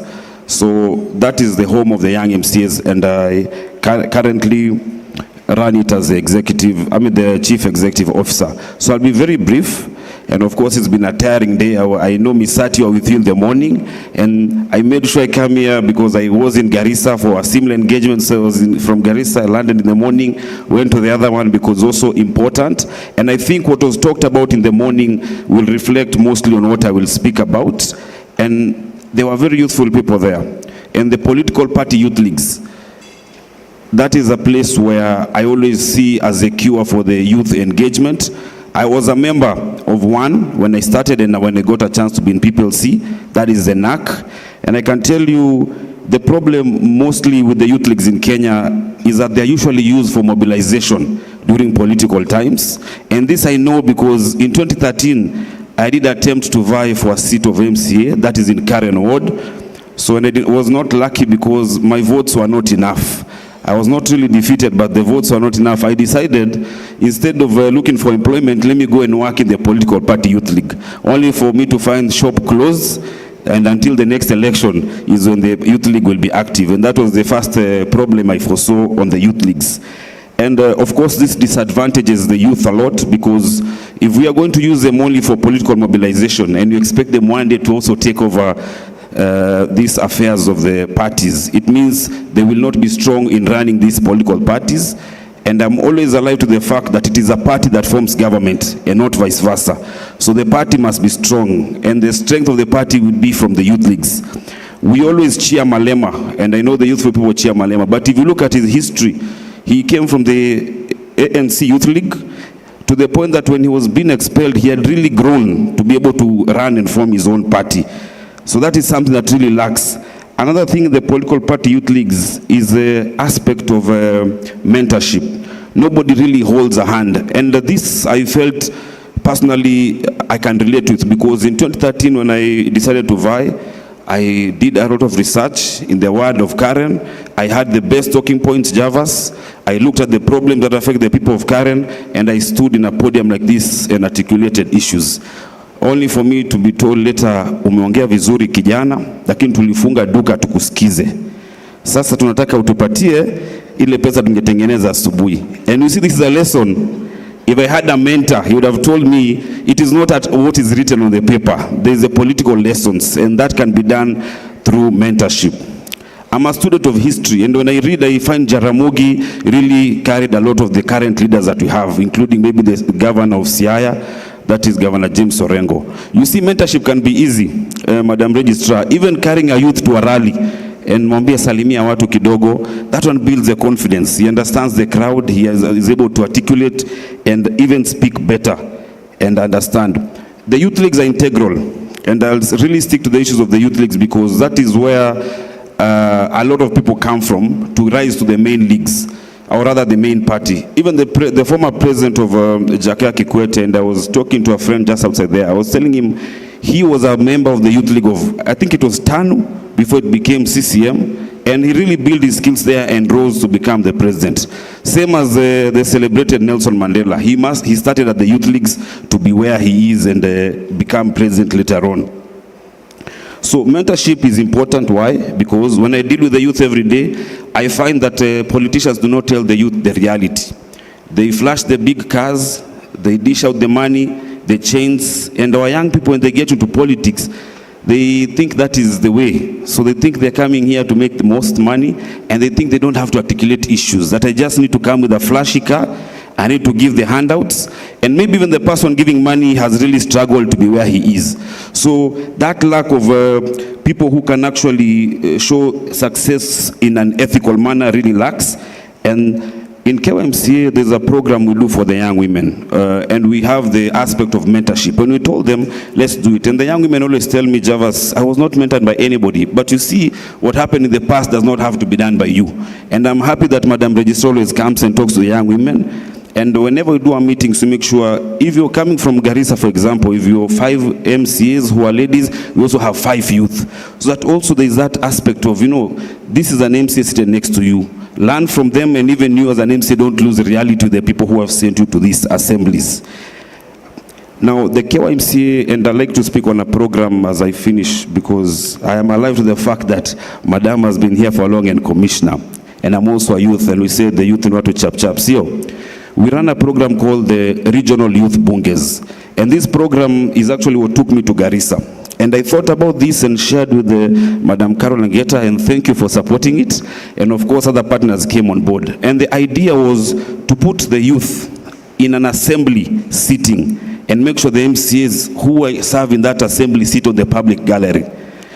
Of course, they didn't like the idea, because it's not good to be told to sit in the public gallery, because that is probably where they used to sit before they became MPs. MCAs. But the importance of this exercise is to appreciate what happens in the assembly and to ready this youth for leadership position. You know, I always tell the youth, you keep saying you need to be on the table. You see, you can be on that table, but you do not have the necessary skills to communicate, to negotiate. You'll just end up having wasted an opportunity. And also to understand that it is their civic duty to keep these leaders on toes, to ask for accountability, and not to imagine that a few can decide on their futures as leaders. So that is a program we do, and I know the Oslo Foundation, the Oslo Center, does that also at the county level, as we do it at the regional, but of course we did borrow the best practice from then on. So I'll not say a lot, I'll end there by saying that politics, in my belief, is the organization of human affairs for the benefit of the people. That is one thing when I'm dealing with the youth and youth engagement, I always make sure they don't forget that, because with time, the MCA seat, which is very youthfully attractive, is seen as a rent-seeking position. And if that being the case, it becomes a problem, because I don't know the difference between the brown envelopes and the white envelopes. But when I served in Laikipia, we would be told that, you know, you people have done this decision because of the white envelopes or the brown envelopes. We will not cure that problem if the reason for going into leadership is the trappings of that office, other than the benefit you can give your community. Thank you.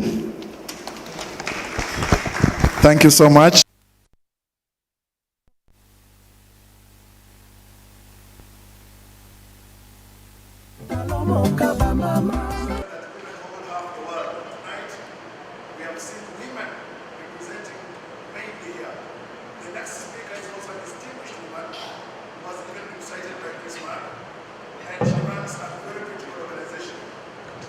Critical organization that is very impactful in this country. Mzalendo Trust is a serious organization, and all of you will want to hear the next category speaker or thematic speaker for civic tech, Madam Caroline Gaita.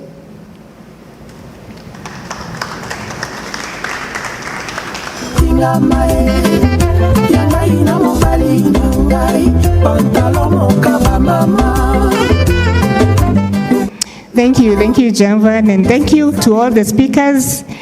Allow me to stand on the established protocols, and because I'm basically your last speaker, I'll take the least time. From the program, I was asked to speak about civic tech, and that's exactly what I'll do. And I'll start by introducing Mzalendo Trust. For those that have not engaged with us, we are Kenya's premier parliamentary monitoring organization. We keep an eye on Parliament. We tell you what happens in Parliament, when, how, who, where, and the what of Parliament. To do that, we do use many platforms, including technology, and I'll touch on that a little bit. But allow me to start by giving flowers to Honorable Denita Gatti. When I joined Mzalendo Trust in 2019, I was very idealistic. And the first thing that we did, I came in and we had the first program that I ran, and it was research that we had done on the inclusion of women and youth, and we were looking at the performance of young parliamentarians and female parliamentarians, and we had a launch, and that's why I met Honorable Denita Gatti. And what I can tell you, the things she has said here, she said them just as passionately in that meeting in November 2019. But she didn't just say them, she opened my eyes to the disability conversation in the political space.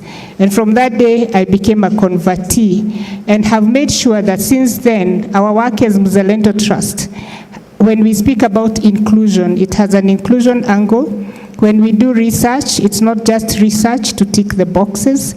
And since then, Honorable Denita, as you know, we've done quite a number of research work, and we've made sure that other things, whether it's access to our meeting rooms, whether it's availability of our work, whether it's inclusion of stakeholders, whenever we're having conversation, we have that. So I just want to give you your flowers for staying true to the course. Since that November 2019, I think she deserves another clap. And to say that we learned and we continue to learn. And as we speak about technology here today, it saddens me because I was told that there is no awardee for the civic tech category, right, Molen? Yes. And so it means that no political party or an individual within a political party qualified for the WFD award on the use of civic tech. We are standing here at a time when technology is at the center of public participation. Whether it's a Gen Z demonstrations that we saw in relation to the public participation around the finance bill, technology is at the center of it. We are moving so fast. Right now we are speaking about AI. We are talking about using different platforms, analyzing bills using ChatGPT and all these other platforms. And if our political parties are not moving with the times, then we are not even participating as we should. Because if institutions such as Mzalendo Trust are using technology, are using social media to disseminate information that's going on in parliament, that's going on with citizens, that citizens need to know, and we are not creating platforms that speak to the work that political parties are doing, but most importantly, political parties are not engaging, especially the young people, at the spaces where the young people are to be found, then we are failing. Secondly, I like to say that our parliamentarians are only as good as the political parties, because the political parties are the vehicles that give us the parliamentarians. And so even when we do our usual scorecard or ranking of members, we like to see how members are performing within the different political parties. And so if as political parties we don't invest in the technology that allows us to track what we are promising as political parties, we come up with these very beautiful manifestos, we pack them in the shelves instead of creating trackers and platforms that can allow us to know what we are discussing. If we are not incentivizing young people to join political parties so that they can make a difference there, if we are not incentivizing young people, persons with disability, women, and other people that we have continued to leave behind in political parties, then we are doing injustice to the elements of public participation and inclusion. So my remarks won't be many here. It will be a challenge to political parties that the fact that WFD has not found a political party worth of awarding a civic tech or a technology award is really an indictment of the status of our political parties. And it's a challenge, and that I hope that next year, when we come here, then there will be a political party. And I just want to say something. I forgot my...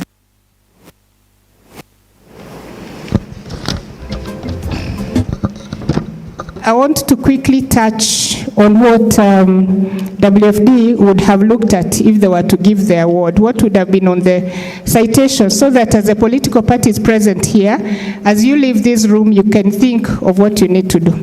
So we would have recognized political parties that are utilizing civic technology to enhance citizen engagement by leveraging various digital platforms to foster interaction and participation, maintaining a strong online presence through its website, social media, and utilizing features like interactive tools, accessible content, and regular updates to engage users, encouraging active participation through online surveys, polls, and plebiscites to gather public opinions, providing a space for citizens to propose, debate, and vote on policy ideas, hosting virtual meetings, using mobile apps to provide updates, collecting and analyzing citizen feedback from various digital channels, and ensuring accountability through confidential online complaint mechanism.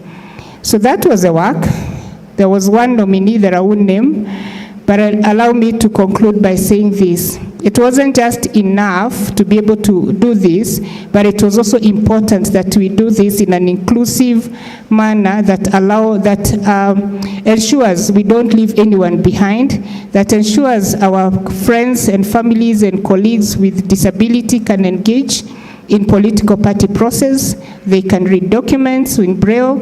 They can have technology that converts information, can go through our manifestos, can go through our websites. So mine is a challenge, and hopefully WFD next year we will have much more entries for this award, and we will get a winner. Thank you very much. Thank you so much, Madam.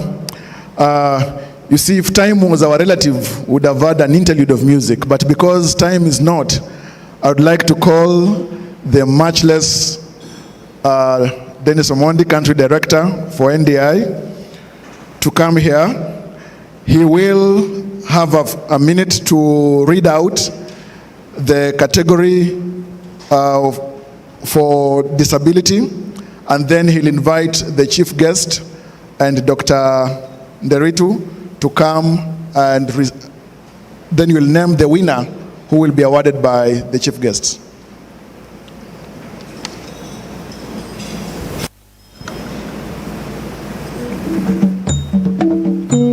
Tushangilie Kenya, taifa letu tukufu, Kenya tunayoipenda. Thank you. All right. I know Java says that he wants to give me 1 minute. I want to request for 3 minutes, and these 3 minutes I'll spend it like this. One, I want to give you a story about disability inclusion, my personal story and experience since 2010.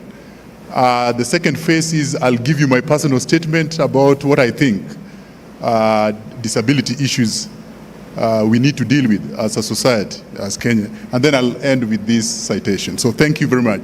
My personal story is this. I remember when we started the disability conversations, I got some members of a party, and we started discussing on physical access, very ordinary, trite issues, you know. And in that conversation, we said the chairman of the Disability League had physical disability. And so we waited for the day the party was having a NEC meeting. And so the party leader was there. And the boardroom was always on the first floor. So clearly, and if you, the staircases were so narrow that the wheelchair could not actually go up. So we organized with this team and we said, we'll use the veranda. So we lift up this guy when the party leader is seeing, because they had already said we need to build ramps, and they refused to build ramps or allocate resources. So the team organized and lifted the chairperson on the veranda. And when the chairman saw, the meeting stopped and the ramp was built the next day. That's exactly what we are talking about. So the history is long, and we all need to be really aware that we need to think about inclusion. Now, the second thing is what I think we need to think about as a society. Denita, your passion is amazing. Historically, since I met you, talking about these issues has remained. I think that the first problem we have in this society is Article 54(2), where we are saying that the state shall take measures for the progressive realization of 5%. I am challenging all of us that when you are sitting somewhere, amending the Constitution to remove progressive is the first thing we need to talk about in the inclusion of PWDs. And because I'm not a politician, I thought we'll clap. Then the second thing I think we need all to put our minds towards is this issue of realizing what is provided in the Elections Act. And I think Honorable Danita has spoken about it. A majority of us who fought and tried to influence the establishment of the Elections Act saw it that we needed to shield and guardrail the nomination of persons with disability in county assemblies. I can tell you, 14 years after the implementation of the Constitution, and the enactment of the Elections Act, 2011, over 20 counties are still not nominating PWD MCS with disability in the counties. I mean, it's just wrong, outrightly wrong. Commissioner, I'm hoping that that there is something that can be done to enhance disability inclusion. The third thing, and I end on that note, is the Washington group of questions that we brought in 2019. And I think we need to revisit that when we go back to the census.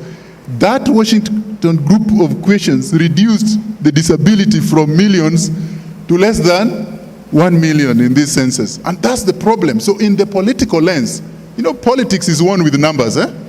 So the politicians don't see value in actually advancing inclusion of a very marginal minority. And that's really the problem. So I'm also asking, whenever we reach all these points, we need actually to think. All right, on citation. Now realize this category that I'm actually standing here for, it sought to recognize political parties that promote disability inclusion, having demonstrated commitment through a range of proactive strategies, such as, and I list one, actively appointing people with disabilities to leadership roles. And of course, these things will repeat because I think Honorable Danita clearly articulated all this. The second one is establishing quotas or targets for PWD representation, formal inclusivity policies, integration of disability rights into the party's political platform, and ensuring accessibility in communications and events, including the use of Braille versions and sign language interpretation. Offering training programs for PWDs to enhance their political engagement and to foster sensitivity among its broader membership, and engaging with disability organizations designing inclusive policies, collecting data on PWD participation, and regular evaluation and reporting on progress. The inclusion efforts extend to party events with visible PWD participation as speakers and organizers. And finally, the party allocates financial resources to support PWD inclusion and ensures that its leadership publicly affirms its commitment to disability. May I invite the chief guest to join me even as I name the winner in this category, and Madam Registrar to come over also as I name the... You can clap, please. You can clap. All right. The winner in this category is Tujibebe wa Kenya Party. Please clap for them as they come.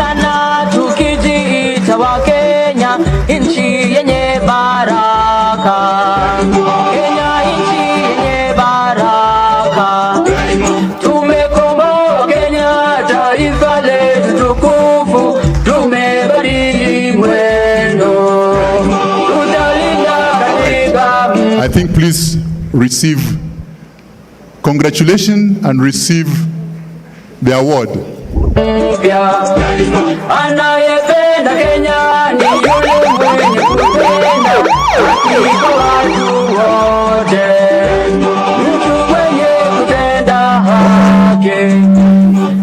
Thank you so much. So much. Next. It's okay. No. Next, we are going to have the youth category, and I would like to call Madam Linda Rod to come and just come to the front together with Chris Mark. Chris Mark, you are to read the citation and the winner for the category. Madam Rod will read, and then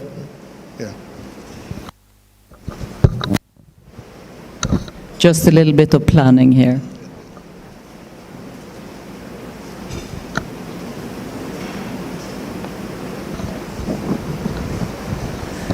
Okay.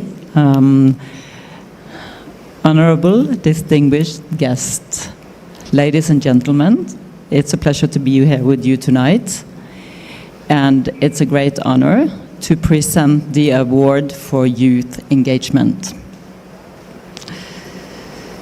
So I want to share with you, if you still have the patience to listen, the requirements to be nominated in this category. So this category seeks to recognize political parties that promote youth engagement and fosters active participation through various initiatives, such as actively promotes young candidates at local, county, and national levels, and ensures youth representation in leadership roles within the party. Has established youth leagues and advisory committees to integrate young voices into decision-making and policy discussions, while organizing youth-led events, campaigns, and forums. Engages young people through social media platforms popular with youth and supports initiatives to enhance political literacy and civic education. Difficult but important. Reduces barriers to youth membership, sets youth quotas for leadership and decision-making positions, and collaborates with youth organizations.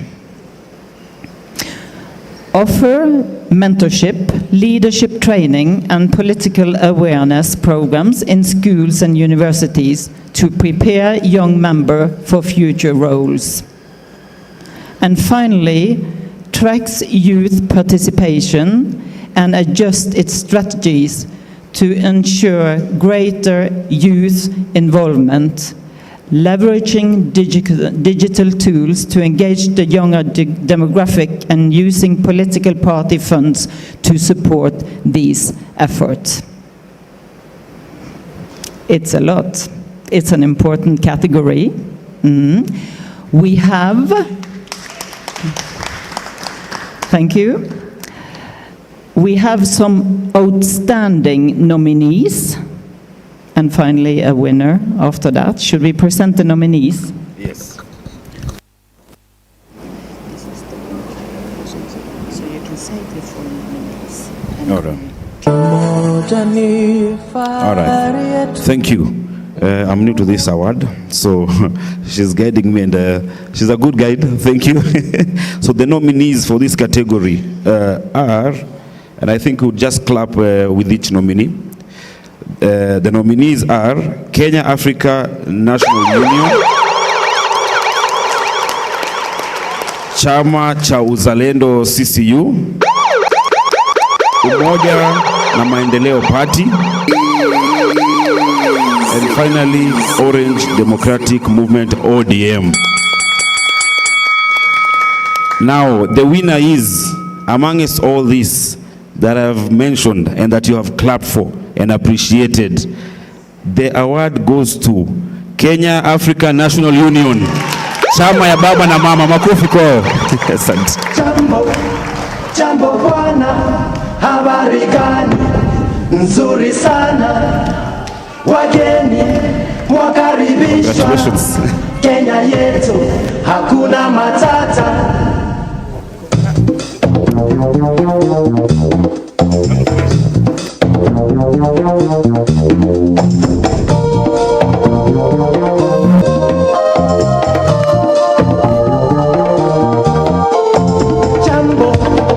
Jambo bwana, habari gani? Nzuri sana, wageni mwakaribishwa. Kenya yetu. Thank you so much. Thank you so much. The next and last category is for women, and I would like to invite to the stage the Honorable Rachel Molo to read the citation.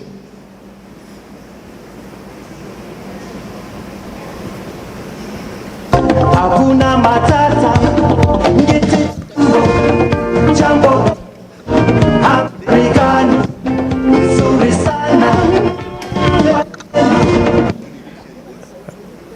Ladies and gentlemen, I'm going to read the citation for the women participation category.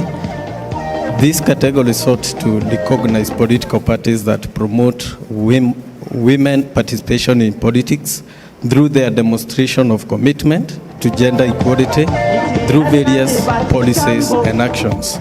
These include ensuring equal representation of women in decision-making bodies and leadership positions, implementing gender quotas for electoral candidates and leadership positions, promoting female candidates, having a dedicated women wing focused on advocacy, leadership, and policy issues, and offers training programs to build women political capacity. Collaboration with women advocacy groups and engages female leaders to shape gender policies. Actively mobilizing women at the grassroots, targeting female voters in campaigns, and encouraging women involvement in electoral processes. Internal processes, such as nominations, are transparent and fair, and it uses political party funds to support women participation, tracks data on women's participation to guide planning, and ensures inclusive financing and accountability for women's programs. Ladies and gentlemen, the winner in this category is Democratic Party, DP.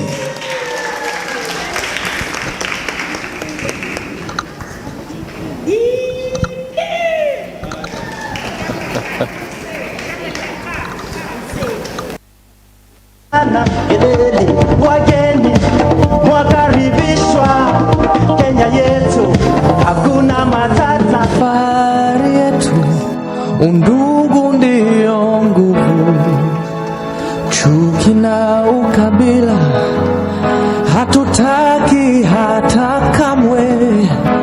Lazima tuungane, tuijenge nchi yetu.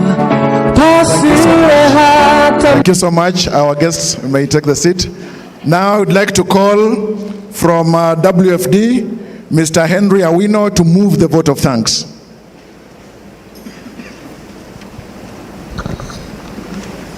Thank you, the MC. We've had a wonderful time, ladies and gentlemen, and I will want to keep it that way. Keep it short and sweet. So my name is Henry Awino from WFD, and my task here is very simple yet important, just to give the vote of thanks. And just to say again, congratulations to everyone, all the political parties awarded today, and even those who are not awarded today. I know you are making effort. Keep making those efforts toward inclusion. We have to realize inclusion for everybody in this country. Now, first of all, I just say vote of thanks goes to the 16 political parties who participated in the self-nomination. Some of them awarded today. Thank you, those political parties. And we also want to acknowledge and appreciate the Outstanding Political Parties Award Technical Advisory Team. Thank you so much for the effort you made towards making this event success. And I want to thank the Center for Multi-Party Democracy, CMD. Special thanks to Mzalendo Trust. Special thanks to the National Democratic Institute, NDI. Special thanks to the Oslo Center. Special thanks to National Gender and Equality Commission, NGEC. And also we want to thank the Office of the Registrar of Political Parties. Special thanks to you, ORPP. We also want to give vote of thanks to the thematic speakers today. And I want to start giving special thanks to Honorable Denita Gati. Thank you so much, Mheshimiwa.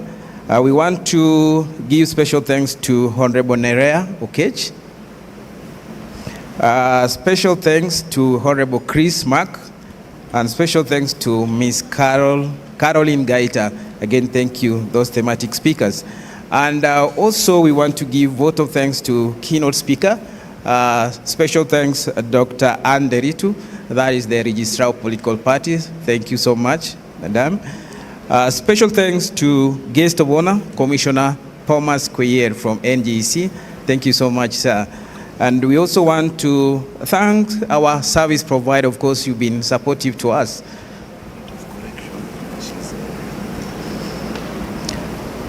Thank you, Honorable Chris. I've been corrected here. And my apology, Honorable Rachel Omolo, right? I got it right?